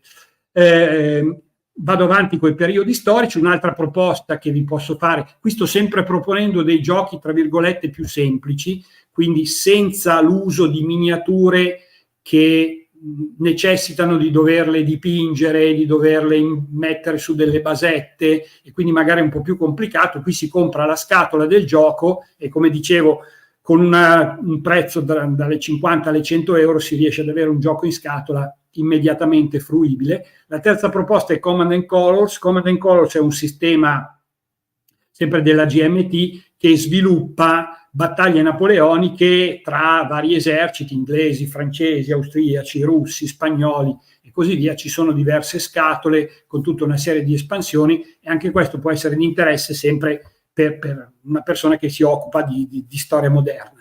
Veniamo alla storia contemporanea. Per me questo è un gioco bellissimo, che è Path of Glory, Orizzonti di Gloria, sempre della GMT. È un gioco strategico su tutta la prima guerra mondiale. Io la prima volta che l'ho giocato, qui vi devo raccontare la mia esperienza, la prima volta che l'ho giocato con un amico, Paolo Viganò, che magari mi sta seguendo, se mi sta seguendo lo salutiamo. ho detto, ma cos'è sta vaccata? Io non giocherò mai un gioco sulla prima guerra mondiale perché sarà noiosissimo. È un gioco estremamente divertente che mi ha anche stimolato a leggere, a approfondire e a studiare le problematiche storiche e storico-militari della prima guerra mondiale. Non posso dire certo di essere al livello di competenza che ho su altri periodi, in primis il periodo napoleonico, ma devo dire che questo gioco mi ha aiutato molto per la fascinazione che ne ho ricavato a entrare dentro nel mondo della prima guerra mondiale. E anche questo è un altro bellissimo gioco. Vedete che sono molti giochi della GMT, che secondo me è una casa editrice di grande valore. Twilight Struggle per i contemporaneisti, che è un gioco ambientato nel periodo della guerra fredda, dal 45 all'89, il conflitto tra i due blocchi, Stati Uniti, il blocco della NATO da una parte e il blocco del patto di Varsavia dall'altro, con gli alleati che, come dire, avete la possibilità di vedere anche attraverso eventi e di approfondire le problematiche di quel periodo storico, che è un po' il periodo di elezione, secondo me, dei contemporaneisti. Poi se volete lanciarvi in giochi tridimensionali, qui vi ho messo un po' di regolamenti.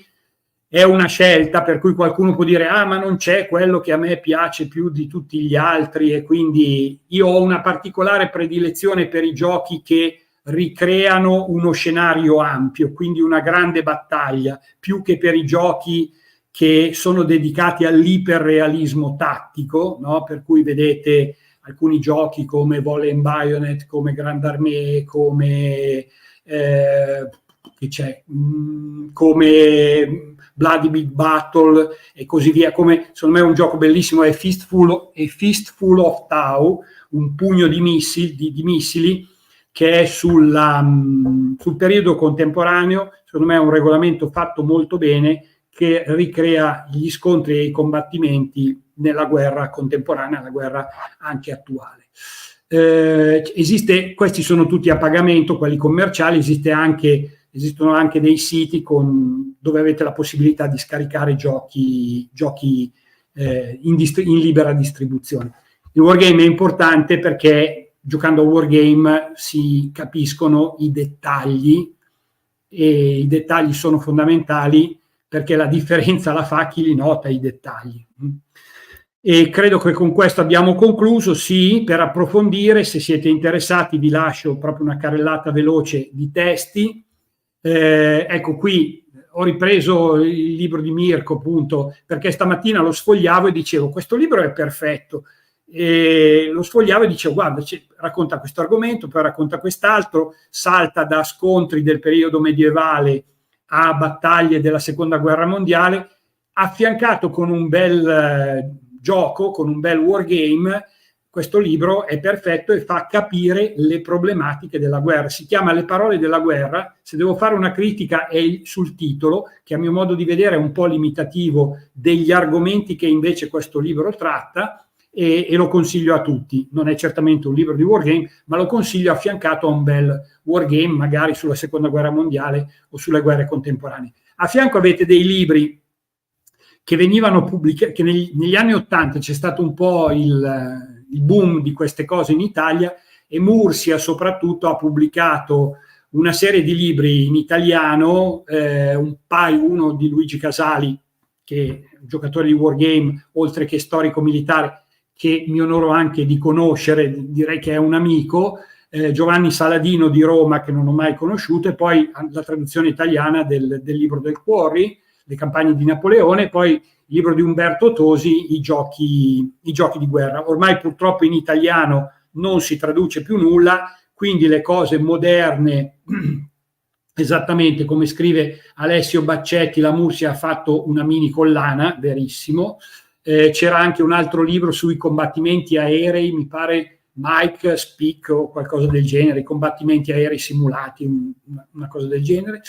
Libri moderni, questi per approfondire: il libro di Danigan degli anni '80, il libro di Peter Perla, da cui abbiamo preso quella citazione all'inizio, The Art of Wargaming, il libro di Martin van Creveld. Martin van Creveld è uno storico israeliano contemporaneista che ha scritto tante cose, secondo me, interessanti di storia militare, ha scritto anche questo libro sul wargame. Sabin, Simulating War. Sabin è un professore del King's College di Londra.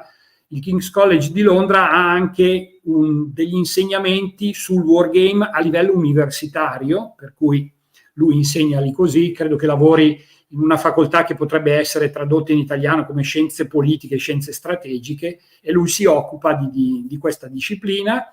Piuttosto che, per concludere, ecco, questo è interessante, il Ministero della Difesa inglese nel 2017 ha fatto il Wargaming Handbook, che è in distribuzione gratuita. Se mi scrivete ve lo mando.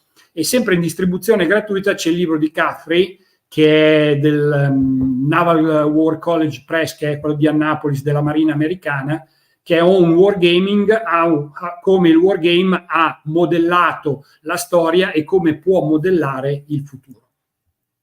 Vi ringrazio per l'attenzione e ricordatevi sempre, come dico io, che quando giocate a soldatini, quando pensate che la società pensa che state giocando a risico, tua mamma pensa che fai il bambino di 5 anni che gioca con i soldatini, se avete una moglie o una compagna pensa che stai buttando soldi nel cesso che potrebbero essere meglio utilizzati per fare qualcosa d'altro. Se avete a che fare con altri giocatori, non so, chi gioca a Monopoli, chi gioca a carte, chi gioca a scacchi, pensa che voi siete dei fascisti nazionalisti. Spero che per aver detto questo non ti demonetizzino il video. A te sembra di essere quello che guida la carica di cavalleria in prima linea. Nella realtà sei uno che va spesso a compulsare il libretto delle regole per vedere se stai facendo le cose giuste o le stai facendo sbagliate. Detto questo, io ho concluso. Io direi che interrompo la condivisione. Eccoci qua. Allora, perfetto. Guarda, intanto ti ringrazio per aver sostenuto una conversazione di poco più di 2 ore, e ovviamente ringrazio voi che ci avete seguito fino adesso. Tra l'altro, Giacomo Locatelli, sono ancora 97, vedo, fantastico. 99. Guarda, Giacomo Locatelli giustamente dice vive l'Empereur Borgnardi, quindi insomma ormai hai una fan base abbastanza grande. A parte quello, niente, di domande insomma ce ne sono, però mi sembra che insomma, dopo 2 ore siamo anche un pochino stanchi, specialmente tu Marco, quindi nel caso insomma scrivete a Marco Bognardi anche in privato via mail e vi risponderà tranquillamente. Io a questo punto ringrazio te Marco e ringrazio voi che ci avete seguito. Io vi rimando a... Posso dire una cosa? Certo. Vai, finisci. Vai. Posso dire una cosa per te? Mettete dei like al video, perché come scrive Paolo Carraro, i like sono ancora 29. Mettete un po' di like, siete lì, fate il click sul pollice, così il video va su, giusto? Ho detto bene? Hai detto bene, vedo che ha studiato, professore. Quindi sì. No, ma è probabile anche che, voglio dire, ci debba essere il refresh della live, magari i like sono anche di più, però okay. Nel dubbio metteteli, perché è gratis e a me e a noi serve parecchio per insomma titillare un po' l'algoritmo. Allora, io vi rimando a 2 live in realtà. La prima è quella che si è svolta durante questa live nel canale di Giovanni Cecini, dove si parlava insieme a Gioele Sasso della Biblioteca di Alessandria di cinema e diciamo insomma humor nero e insomma quel cinema particolarmente irriverente e un po' non così politically correct. E ecco, infatti grazie a Giuseppe che dice che invece i like sono 156, grazie per l'aggiornamento. E poi la seconda live invece a cui vi rimando è quella che sarà invece il 12 di questo mese qui su Parresia, e tornerà Alessandro Giorgi e parleremo dell'oro dei Savoia, un'altra sua ricerca secondo me molto interessante che potrebbe tranquillamente interessarvi. Se vuoi aggiungere qualcosa, Marco? Niente, io ringrazio te, come ho detto all'inizio, perché mi fa sempre piacere poter parlare di cose che mi affascinano. Ringrazio il tuo pubblico, questa sera ci siamo divertiti, abbiamo parlato di una cosa leggera, che dovrebbe essere considerata maggiormente, perché è una cosa molto più profonda del semplice giocare a soldatini su un tavolo. Esattamente, lo dico anche per le varie mogli o compagne che ci stanno, insomma, che sono, diciamo, ammogliate o accompagnate a voi che ci state seguendo. Ecco, questa è una cosa seria, comunque, per quanto leggera, una cosa seria. Quindi detto questo, io vi rimando a questo punto a queste 2 live e ci vediamo a questo punto il 12, ancora qui, su Paresia. Ciao a tutti, ciao Marco. Ciao Luca, grazie. Ciao ciao.